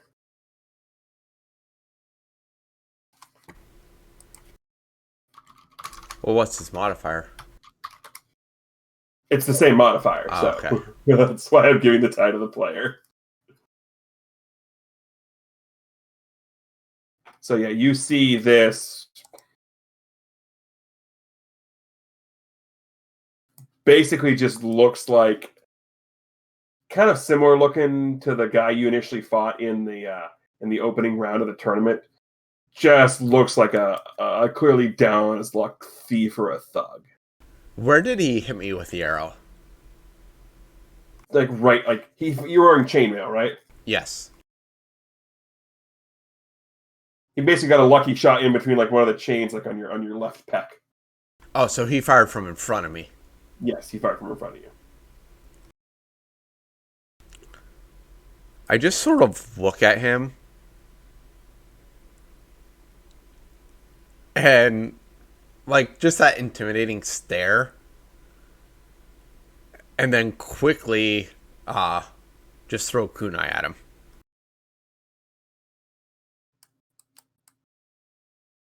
And don't hit him.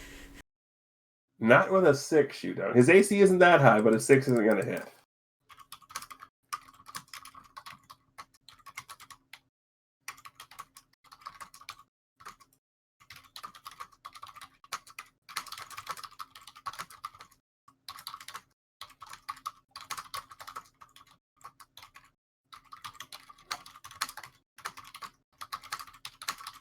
1 second here.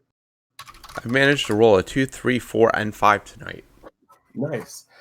So you throw that, and the unfortunate thing for him is he is not a master at this crossbow, so you just hear a thud as it drops, and he just comes running at you with a mace in his hand.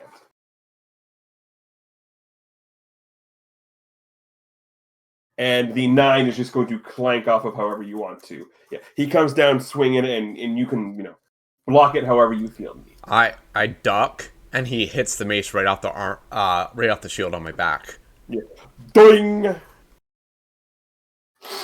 At this point, before we continue that, Chloe. Oh no! Please stay with them. Okay. Paphos. Make perception, please. Okay. And are we literally here, or like you said, we could go anywhere we wanted to be? I mean, you're bringing the prisoner up to the guy here, so. Gotcha. So that's a 10 for me. Okay.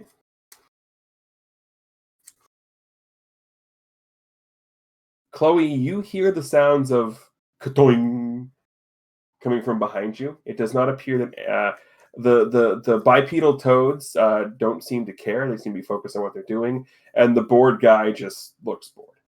Actually, important question. These bipedal toads, do I know anything about them? Go ahead and make me a nature check. A piece of lore that I don't know information. Oh, nice. I can't use that skill. Okay. Nature check it is. What was the skill? I have a researcher skill. Basically, if I have a piece of lore, I could say, do I know this? And where can I get the information? You can tell me at the library, literally. So it's you could look it up here kind of skill. Yes. Unfortunate. Doesn't help here. You've heard stories. You've heard the Welland tell stories about swamp-like toad creatures called bullywugs. Mm-hmm. But the fact that there's 8 of them here and they appear to be working with scientific equipment is a little strange. Gotcha. Are they holding any weapons? You asked me what you knew about them, not what you could see them with. Right, that's it. The weapons is a perception check. Right, okay, so let's go back to the knowledge thing. Do I know if they are sentient creatures? Yes.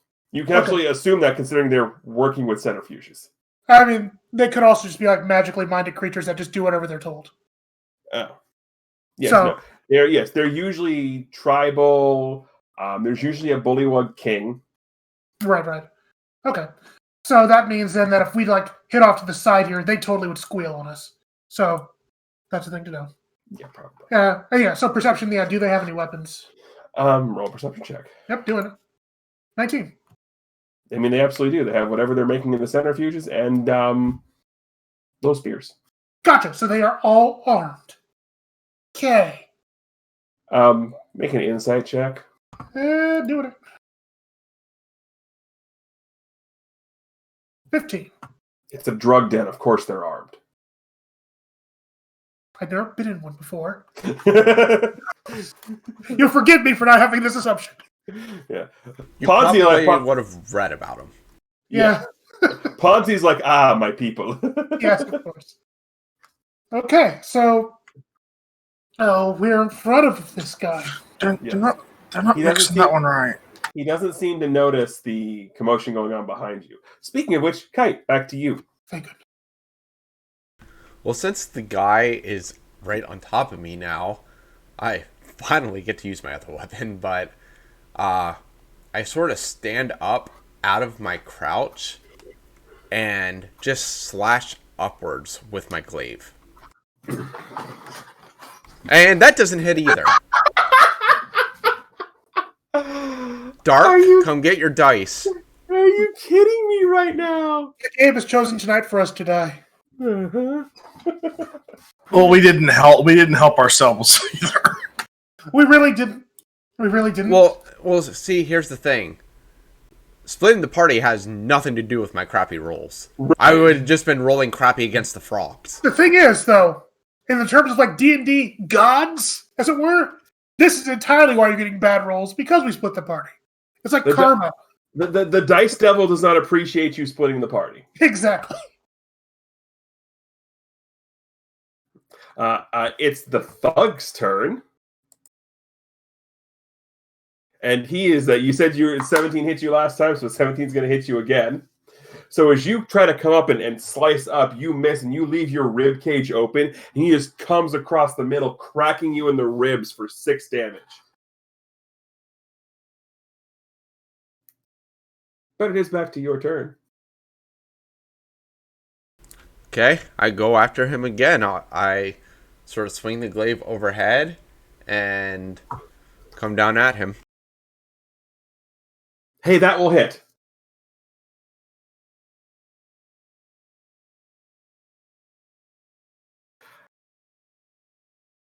Kite. Finish him. So as I hit him, I come down with the glaive like across the center of his body and sort of impale his shoulder. Then I take my glaive and just sort of throw him to the ground with it. And as I'm pulling the glaive out, I sort of just pull it across his chest to basically make the incision much deeper. And I walk away without actually him dying. I just let him lay there. Okay. So, Chloe, you hear all of this. Oh, by the way, I do go over and pick up the dagger. And the kunai, yeah. So you hear all of this. And at this point, the guy looks over here, just looks at you. And what do we have here? We have the merchandise that you asked for. I asked for no merchandise. I'm just here to take the delivery. Anyway, what's this week's passcode?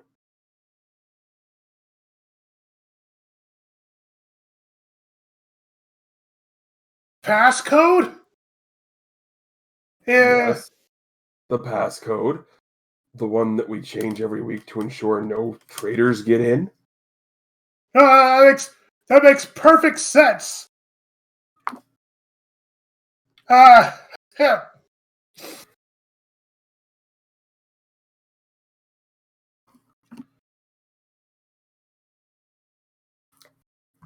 Ooh, Get the password. so, what do we do then if we lost the piece of paper that we wrote the password on? You die. And the bullywugs turn from their centrifuges and grab their spears. Everyone roll initiative. I'm tearing now. I ripped the rope to like untie his hands, like 'cause it was a very loose night. Nice. Also, I don't want to exist right now Why? because I have no spells.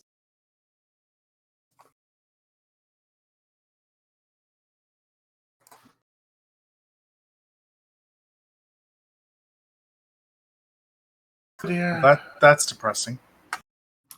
Oh, it's about to get more depressing. Where is that initiative? I always forget where it is. There it is. Now it works. There we go. Right. I'm going to have the bullywugs just go on one turn because there's so many of them.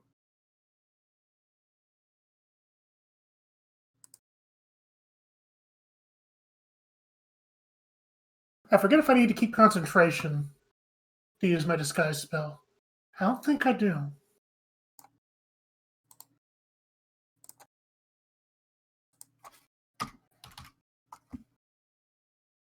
Yeah, I don't. It just exists for an hour.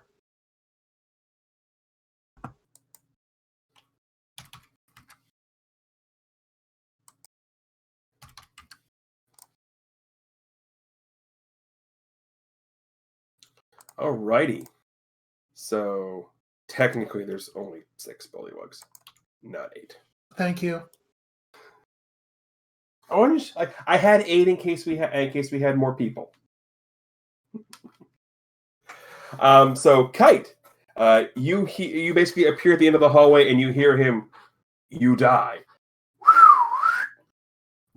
What do you do? Okay, first of all, I need to know obstructions and field of vision. Okay.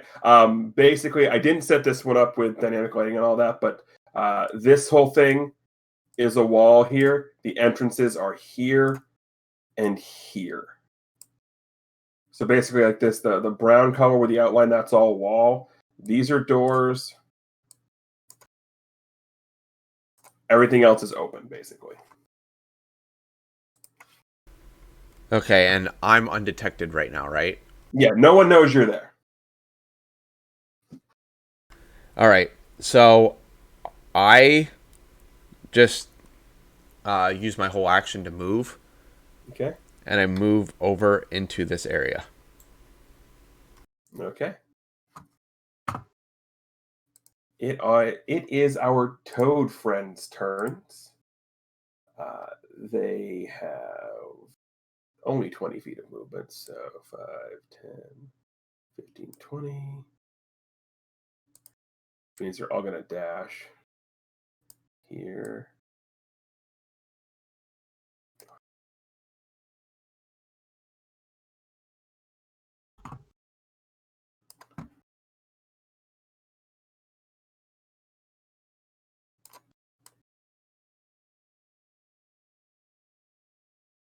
Ooh, that one can actually reach you. Can't attack, but it can dash to you. So that is the Bullywugs. It is now this dude's turn. He jumps up and he just grabs his great axe. I thought he had a whip. Okay. No. Here's He's an got axe. I did say rusted-looking great axe. You did. You did. Mm-hmm. Yeah, and he's gonna come down, and he's gonna make his way down, and he's going to go for the tied up guy.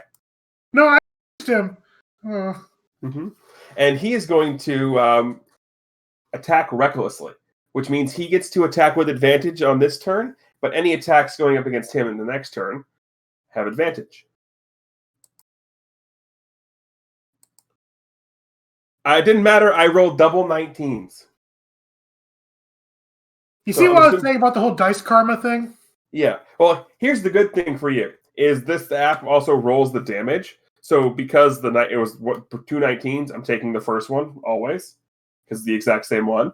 Mm-hmm. That one rolled a lot less damage than the second one did. The second one I rolled max damage. The first one I rolled minimum damage. Cool. So Paphos, take 4 damage. As this axe just comes down and boosh! Oh.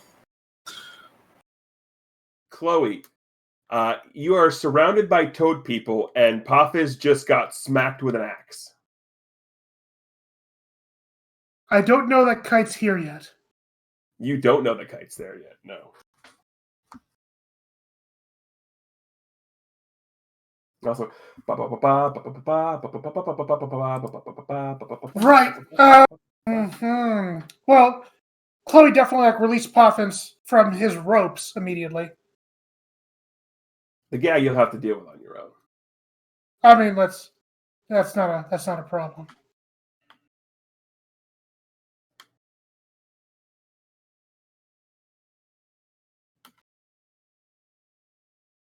I don't have a lot of great options here.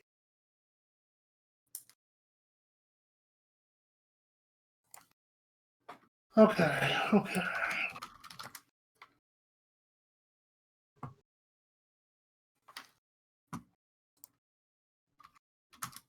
I'm not sure what Paphos can do. These bullywugs have spears, right? They do. Okay, the actual spears with reach, or are they like one square spears? That's a very good question. Well, the 2 up against you, it doesn't really matter for them. It does, because if I 5-foot step back and they have actual spears, I still get shanked. That's the wrong guy. They have actual spears. Okay, so they have reach with them. Gotcha.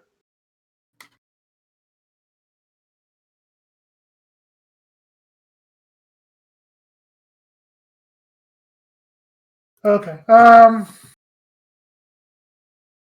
That means me trying to do a ranged spell attack is going to get I'm going to get roasted if I do that. That's 3/5. But They only get attacks of opportunity if you leave squares they threaten. If you cast in melee, they can't get attacks of opportunity. even if it's a ranged spell? Yeah. Oh. Unless they have the Mage Slayer feat, which they don't. Oh, okay. Oh, cool. Sweet. I'll still walk back here.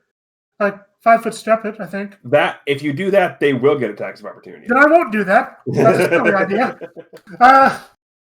Take out the guy in charge. This is going to... Okay. I have two options. Either I surrender, which I don't know if that's even going to work, or I try to do Ray of Frost on this guy. I will say the guy who swung the axe kind of looks a little mad. Ragey. A little ragey. Yeah. Yeah. Well, A little ragey. that means he's not going to listen to reason. I'm sorry, Paphos. I'm going to use my Ray of Frost. Chloe does a mage blast at axe-wielding guy. So let's go back to our attacks. There we go. I don't even have any items I could use for fun. So Ray of Frost on this guy. Do I have advantage against him because of his whole weird attack he did? You do. Okay.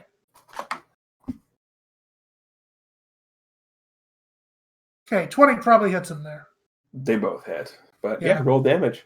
Okay, damage, you press that. It's 7 cold damage, and he's reduced by 10 for movement speed. I don't think the movement's going to be an issue. Probably not.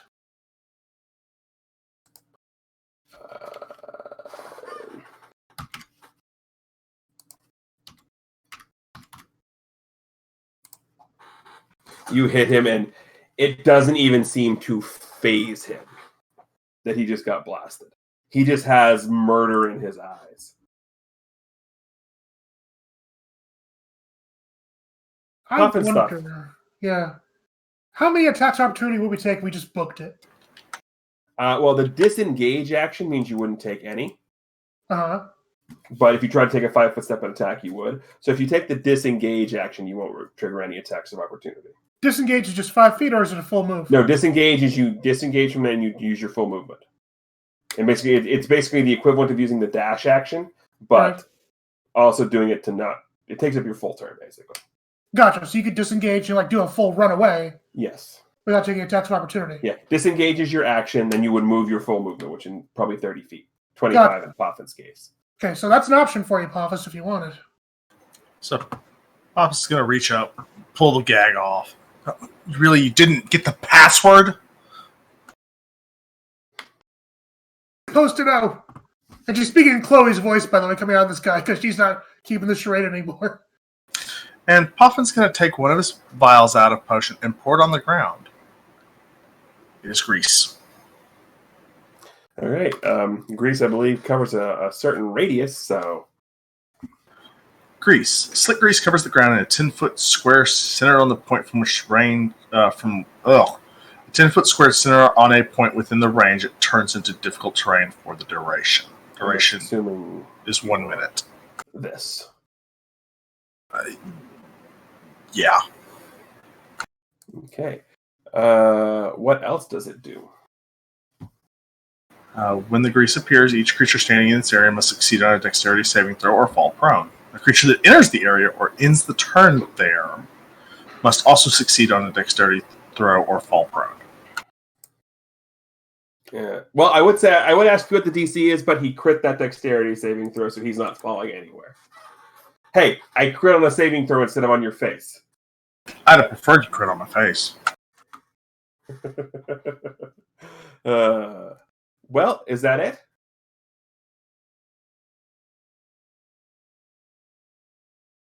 So that was my action. I can move. Moving will provoke an attack of opportunity. From what? Everything? Tall, dark, and axe wielding. He's not prone. He He hit his saving throw, so he's not prone. Yeah, he's standing. Just gonna stand there.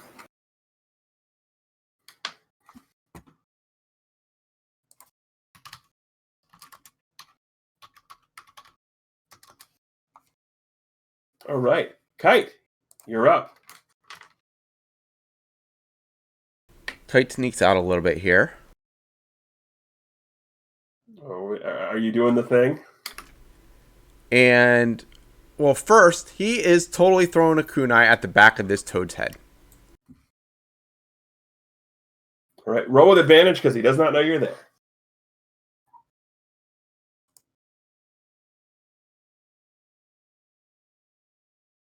$21 will hit the toad. That's 8 damage, by the way. Okay. You just hear his...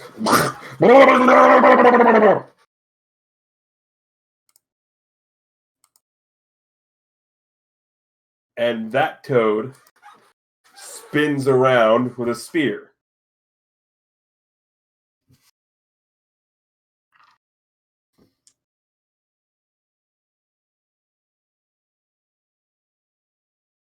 Anything else you're doing? Smiling at the toad. Okay. Well, it is the toad's turn. That particular toad is coming right after you. And he is coming at you with a spear. And he is going to hit for 3 damage. Because he is using it one-handed, not two. These two, Chloe, I'm sorry, they are going after you. Oh, makes sense. Yep. And also, unfortunately, it has been more than 8 hours, considering how you had to walk back, prepare the thing, so your mage armor is gone. Has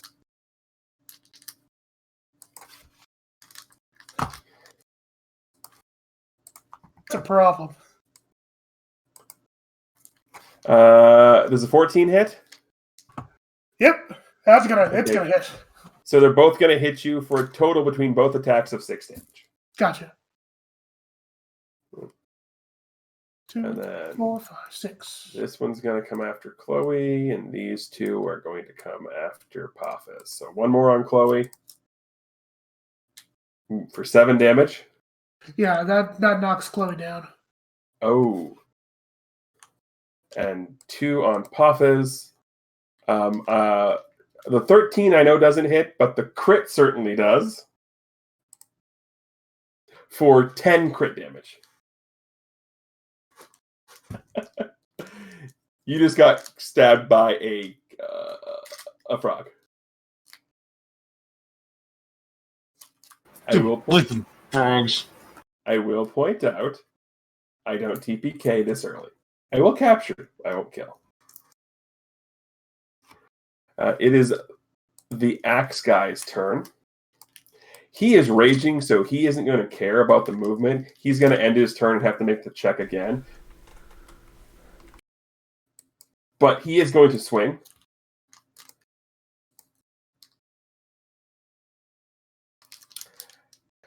You got lucky that time. You missed. 11 and 13. Chloe, you are down and unconscious. Make a death saving throw, please, which is just a straight D20 roll. 10 or 9 or let's see, less than 10 you fail. 10 or higher you pass. Roger. That's a pass on your first death save. Right. That's good. We like passing. Yes, we do. We don't like passing on. No. Paphos, you are up. Also, Llewellyn's kind of freaking out. Shut up, Llewellyn. Technically, Llewellyn got changed into like a spear or something, whatever this guy was wearing, because I changed my weapons and such too, but whatever. So, Dancing sword. Poppin's going to reach into his coat and grab another one of the vials. The red fire vial this time, and he's going to throw it into the grease. Into the grease. Not at the guy, into the grease. Well, at the guy in the grease. We'll throw it at the guy in the grease. Sure. Well, I'm asking specifically because there are two different results depending on what you're doing. Oh, fair enough. I'll throw it at the guy. He's still in the grease, so that they can work in some way. Which I have to make a dexterity saving throw for him because he's kept there. What's the save DC on your stuff?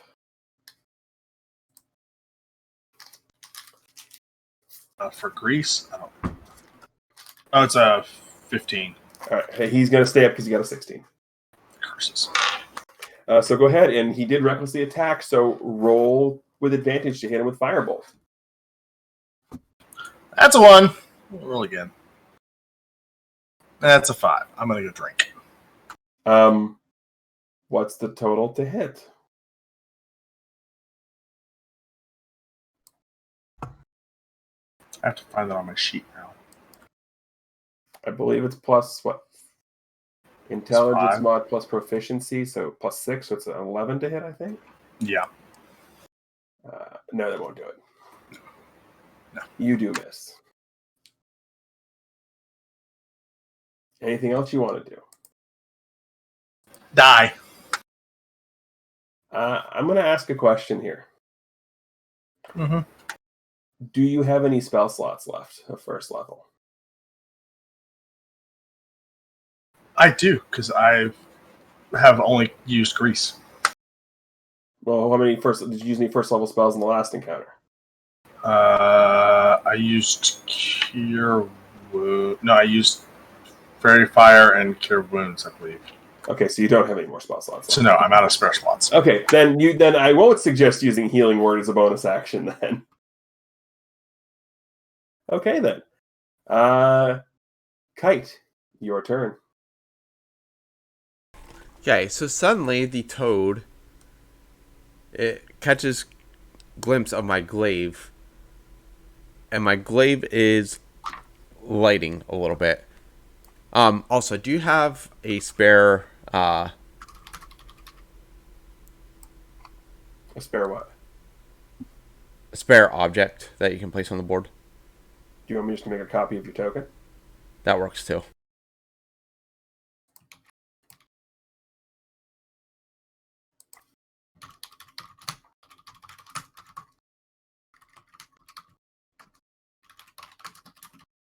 Okay, so actually that's a perfect place to put it too. So a gray figure that looks very much like Kite appears behind the toad. And that image is what attacks the toad with the glaive. By all means, attack with advantage here. Poffis, you see this, by the way. I think you want a 17. Clearly. Mm-hmm. Explain how you killed this toad. Oh, the shadow just, like, baseball swings the glaive, and the glaive goes right into the toad's neck. She's... Oh my.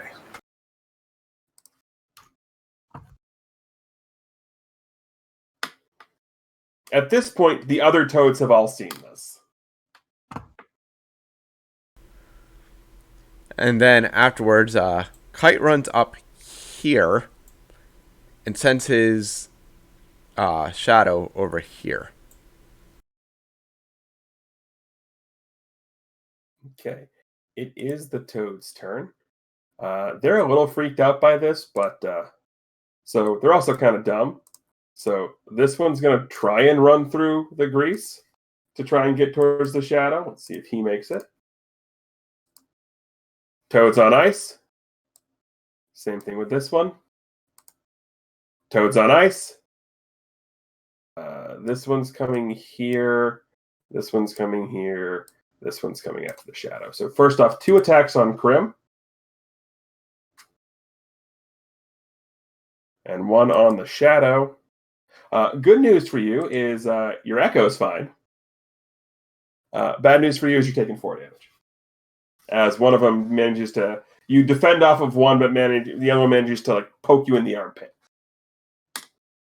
Gotta change my shadow's damage. Or HP. Yeah. It has 1. It is this guy's turn again. And he looks at you, idiots! I have to do everything myself. First things first. You. And he has a rage in his eyes, and he's just going to recklessly swing at Paphos again. What did I do? Does an 18 hit you? It's just my AC. Yep. Yeah. 8 damage as this heavy rusted axe comes swinging down into your shoulder. And that's a dead nut knockout. Oh, gosh. Okay. Chloe, please make another death save. Will do. Also, is Grease a concentration spell?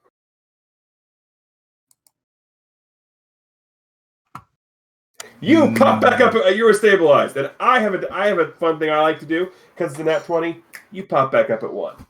No, it's not a concentration spell. Okay, so the grease is still there. Yeah, Chloe, you pop back up at 1. Roger. Okay. That is your turn, though. Yeah. But hey, you're back. Ooh. Paphos, go ahead and make me a death save. 12. Also, the berserker slips. 12, you said? Yeah. All right, you save once. You have 1 save. Kite.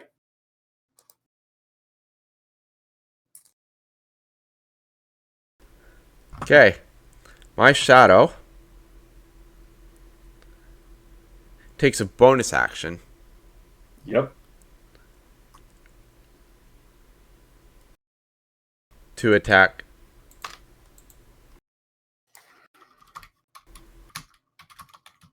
apparently he doesn't want to click, but the frog next to him. Mm-hmm.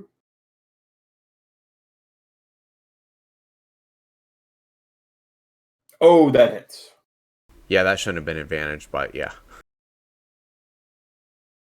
Both hit, I presume. Yeah, they both would hit. I'll give you the magic number for the frogs. 13.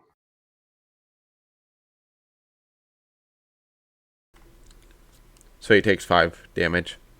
Mm-hmm. Looks hurt. So he takes another swing. Actually, he and I switch spots. Yeah, I love that trick. Yes, he can use his move to switch spots with his shadow. Oh, it's not even a move, it's just it's a bonus action. Oh, it's a bonus action? Your shadow also attacks the bonus action. No. Attack action can be taken... Or wait, hold on. Okay, yeah, you can attack from either action. 1 additional melee attack from Echo's position. Okay. Yeah. So then you switch and then you attack. This is Yep. stupid. This is stupid. You've got 2 of us on the ground. Oh, yeah, and the best part is he still has action surge and second wind. Yep. Well, not action surge. You used that in the last fight, but you have second wind. Yeah. It would depend if you considered the meet with the princess a short rest. Oh, you would definitely have time to do a short rest. Absolutely, just the sitting talking with the prince. Yeah. So then I would have action surge back, because that's a short or long rest. Yeah, that hits. Oh, I'm assuming you baseball swing this frog. Oh yeah. Baseball swing him, and I kick him off the glaive, so he sort of trickles back like 5 feet as I kick him off. He just falls, tongue walled out.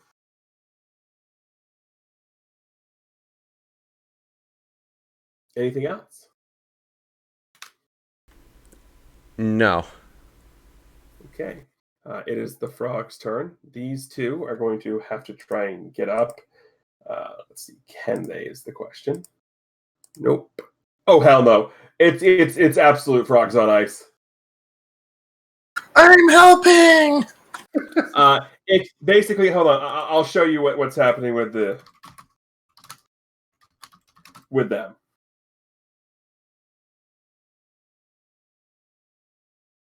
This is what they're doing.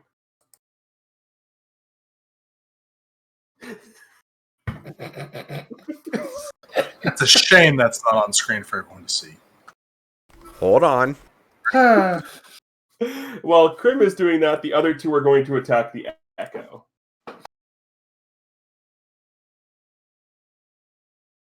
The Echo goes poof. All right, 1 second. We'll hide him up here for now.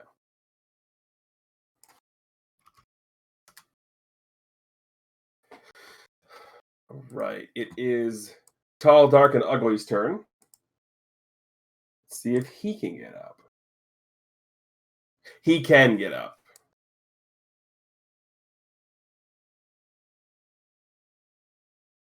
I'm actually watching this live on my phone there. So he actually can get up, but that's his action to get up, and his only move is to go here. His move actually goes to... that's his turn. He's now facing down with Krim. Or with Kite, I should say. Chloe, you are back with 1 HP. This is a very important question. Yes. You said that Krim managed to get a short rest in because of how you guys were walking to and fro. You didn't have time for a short rest. Okay. Just very important, because if it was, I would have had 1 spell slot left. Yeah. But no. Okay. Does that make sense, the logic behind it? Yeah, because he was sitting down and talking with the He was sitting down and talking, so he had time to show, you guys were walking back and forth, so. Gotcha. All right. Can I do anything to help get Pavis back up? Like I do aid another or anything like that? I need to check on something real quick. We'll just bring this sheet up here. You could stabilize him with a medicine check. Gotcha. Do I know what the DC for that is? 10. Okay. So I have 50% chance of doing that. It stabilizes doesn't mean he gets back up. It means he just stops rolling death throws, right? Right. Right. Okay. Considering he's not failing yet,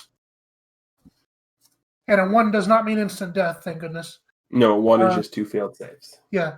So I'm going to take the opportunity then to back up Kites, because I'm not going to be able to do too much health. Yeah, because I don't have any kind of equipment or anything that'll help him out. So I'm going to back up Kite by Ray of Frosting that guy. Yeah, it's the only attack I can really do at the moment. So yeah. That's fine. Ray of Frost on Tall Dark Axie. Okay. 1, and Ray of Frost is here. No advantage this time because he just had to get up and move from the grease. That's okay. 16. 16 will hit. Good. Okay, and damage is 6. Okay. You hit him square in the back with this Ray of Frost, and he still doesn't seem to care.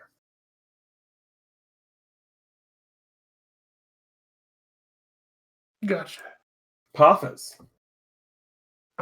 Yeah. Roll me a death save. 3. All right, that's 1 fail. So the new dice isn't working any better than the old die is, apparently. Nope. Kite. I mean, I'm swinging at the guy who just came up to me.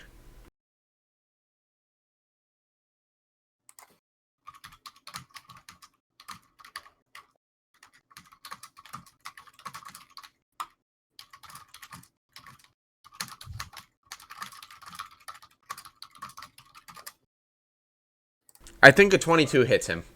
I think you're right.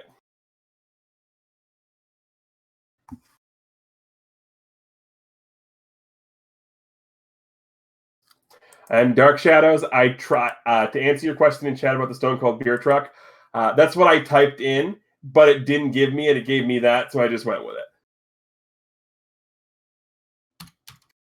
it. That one looks like it hurt him a little bit. And he mad. Well, good, because now I'm going to take my action surge, and after coming up across his body with the glaive, I'm going to turn the glaive around and come right back down. 14 will hit.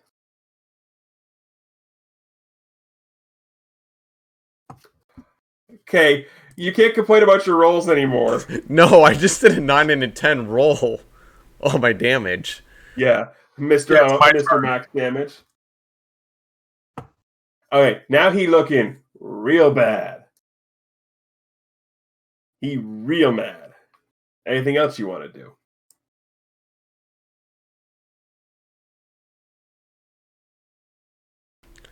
I don't want to move away because I don't want to give him the opportunity.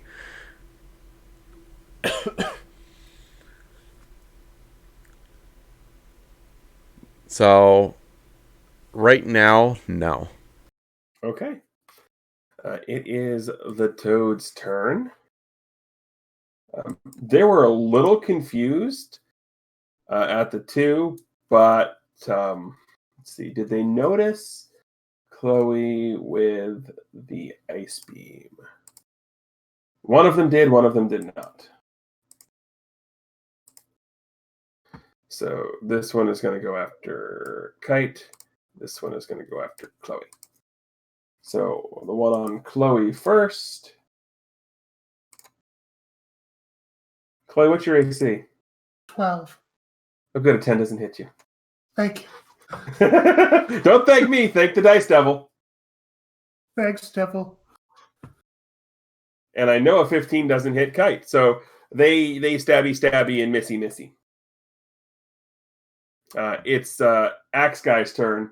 He's mad. He is recklessly attacking you.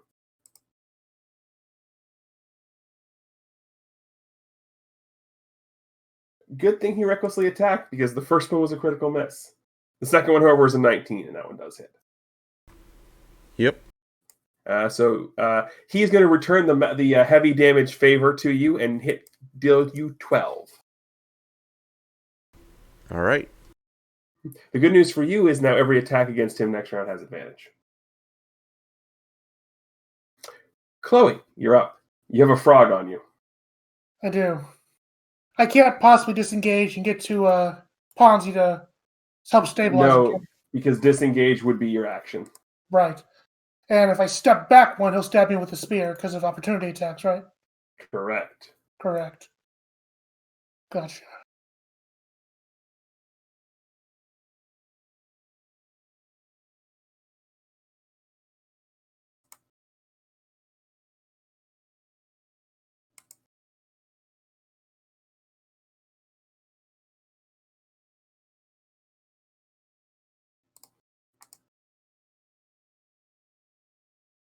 Have my ice spells been not affecting this guy that Crim's been No, he just has a crap ton of HP. Okay.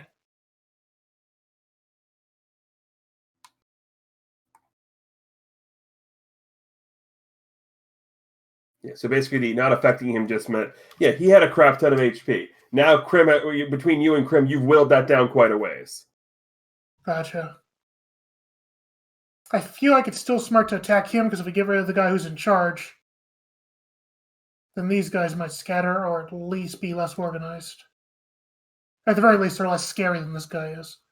So I'm going to attack him again with Ray of Frost because I'm not going to be able to kill any of these bullywugs with my damage. So I'm at least going to help Crim do his.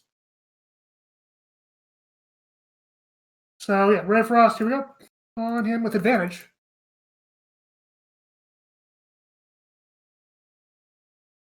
That's a 22. 22 hits. Oh, gosh. 1 damage. Yeah, he definitely doesn't feel that at all. Yeah. He thinks the bullywug spit on him. I feel it. I'm helping. Poffus, it's your turn. I rolled a 13. Yay. Oh.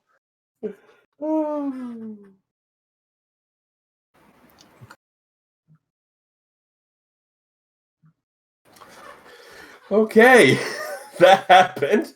Kite, you're up. All right. More swinging of the glaive. More swingy of the slashy. 13 hits. Okay. The 6 would not have. More You damage. guys are just trading haymakers. He is looking very worse for wear here. Okay. And then I take a bonus action to do my... Second wind. Yep, just so people can see what it is. Nice. Whew. 1d10 plus 3. Nice. So I recover 11. Basically negating his entire last shot.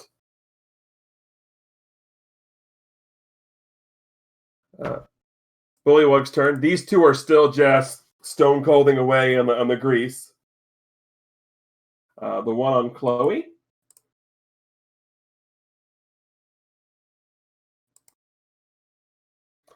And the one on Kite. So, I have good news and I have bad news. What's the bad news? The bad news is one of those is a 22. Great. The good news is it's the one on me. Good news, it's the one on Crim. I love the reaction chain, like, oh no, oh no, oh no. I just got a stiff brace is gonna kill me at this point. Basically, the bullywug just can't hit you. Next turn, he's going to try and bite. It's 3 damage to you from the bullywug.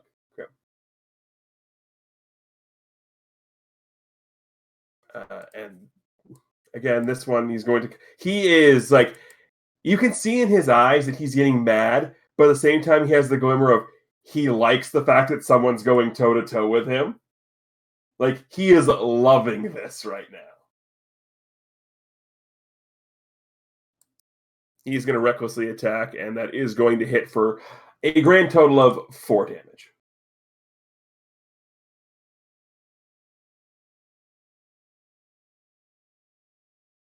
But he is just like, he has, yeah, oh yeah, oh yeah. Like, he's going full, like, Randy said. for lack of a better description, horny macho man. He's snapping into a Slim Jim, if you know what I mean. No, I sure hope not. Chloe, you're up. Okay, Ray Frost that guy again. It has advantage. Good. Let me just do one good thing tonight. 15. 15 hits. Yay, 2 damage. I doubled my damage from last turn. We're getting there. Reddit. I mean, at least you're doing damage. I'm over here taking a nap. You have effectively taken 2 of the bullywugs out. And a nap. Yes. Speaking of said nap, go ahead and roll another death save. 17. You are now stabilized. Whew. At 0 HP. You're unconscious, but you're alive. Kite is up. We know what I'm doing. Slashy. 22 will hit. Whew. Not as good of a slashy that time. No. I'm waiting for the attack when Chloe does another 1 damage and it kills him. I'm waiting for you to Edward him, basically. All right. Anything else? Okay. Nope. All right. Back to the bullywugs. Clickety. Still stone colding there. We got Chloe. He's going to try and bite. We've got Spear on Crim. So I have good news and bad news again. Hits me again. One of them was a 15. One of them was a 10. Okay. Which one's the 15? Now the 15's the first button I pushed. Okay, which means me. No, I said it was the first button I pushed. Okay. Because I have one spear attack and one bite attack. Oh, yeah. I pushed the spear first. So spear doesn't hit me. No, the spear does hit you. You The said a 15? Oh, no, the 15 doesn't hit you. You're right, yeah. Yeah. And the 10 doesn't hit you on the bite. No. This bullywug here is so bad that he cannot hit the tiny little squishy child. She's actually, like, pretty tall. All I imagine right now is Kite like going to town on the leader, and every single time he attacks, the bullywog tries to attack him, and he just parries the bullywog's attack. Yeah, that bullywug is so mad too. Would you say he's hopping mad? I would say he's a little hopping mad, yeah. I'll just say, like, I'm using the Berserker template here, which is why he's doing the reckless attack raging thing. So the Berserker is going to attack again recklessly. And 16 will hit you, because that is your AC dead nut. Yep. For 8 slashing damage with this rusted axe.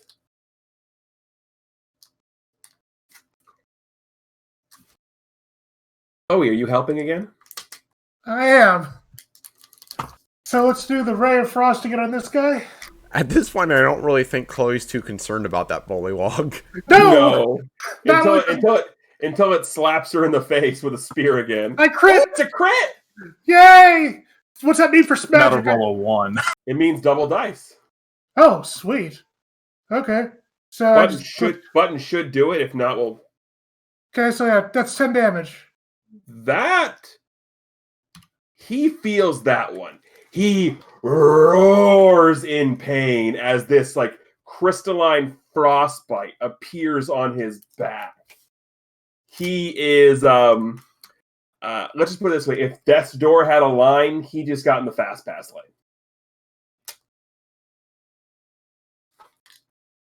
Anything else, Claude? I can't go anywhere else.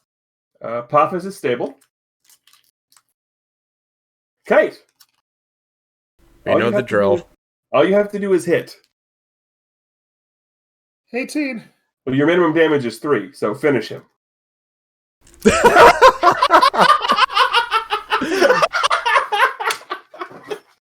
He had 3 HP left after Chloe's crit. So with this,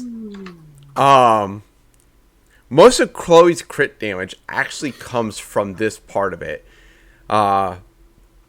So Kite, just instead of stabbing him or slashing him with the front of the glaive, he turns the glaive around and sort of spins around and sort of hits him in the gut with the butt end of the glaive. And then as he sort of falls forward from getting hit in the gut, Kite pulls the glaive in and actually drives all the spears of ice into the back of the guy. Oh, dear. Oh, gosh. Oh. At this point, That's where that 8 damage came from. Yeah, the extra crit. I need to make basically a check for the bullywugs to see what they're gonna do.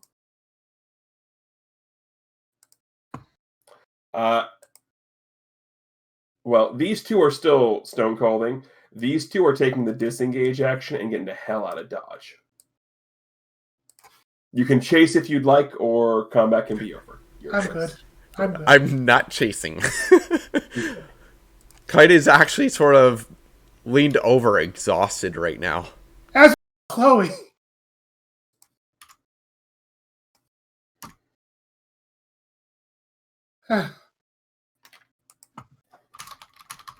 Office.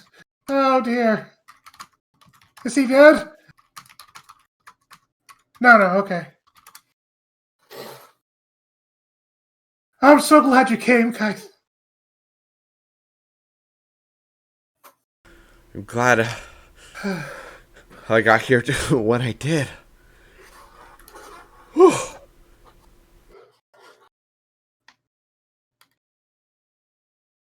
Is the prince safe?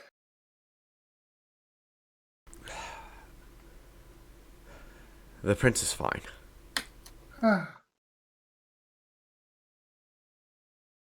This is all my fault. I'm so sorry. I thought we could get some information, and then we got so far in, and I wasn't prepared. The unfortunate thing is this is probably gonna open up a great chain of events now. Because other people were expecting something from this, I guarantee it.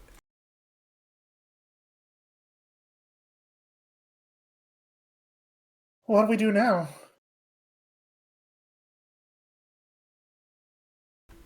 Well, once word of this gets back to whoever's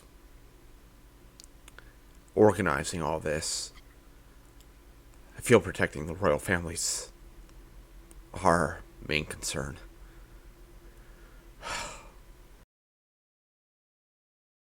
So they are in danger. Well, they're safe for now, but I don't know. I don't know who to trust other than the prince and the princess right now. That's enough. If we can trust them, that's enough for now. But we gotta get Poffus some help. He took such a... Oh, I don't even know what happened. At this point, Kite sort of leans over and, like, tries to pull up Poffus. Where's my reward? Where are all the potions? It's alright. Kite came in and he saved us. Are those frogs skating on my grease? We can just leave them there.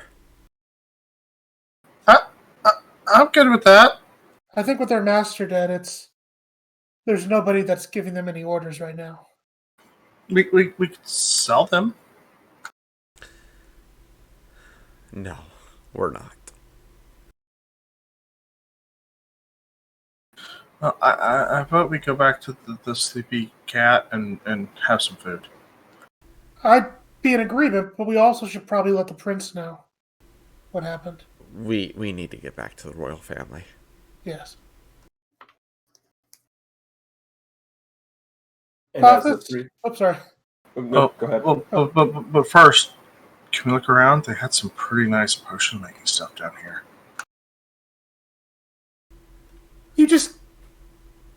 You suffered a near-death experience, and your first thought is how to make a profit? So you're feeling better. That's good.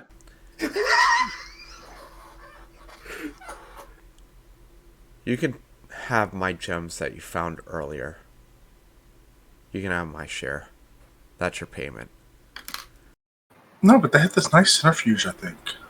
Then you can stay behind and deal with them yourself if they come back. Okay, I'll take the sapphire. Let's go.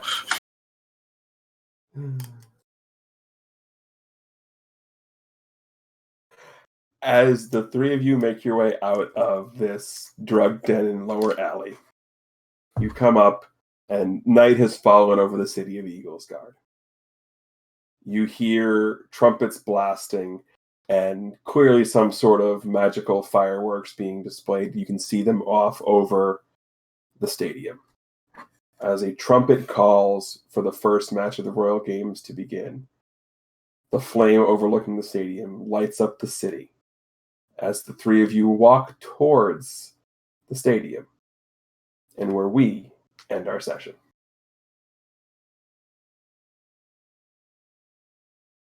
So, thank all of you very much for watching. On behalf of Crimson Avex, Chameleon Ice, and Norestra, I am TGE, reminding everybody to, of course, as always, keep hailing.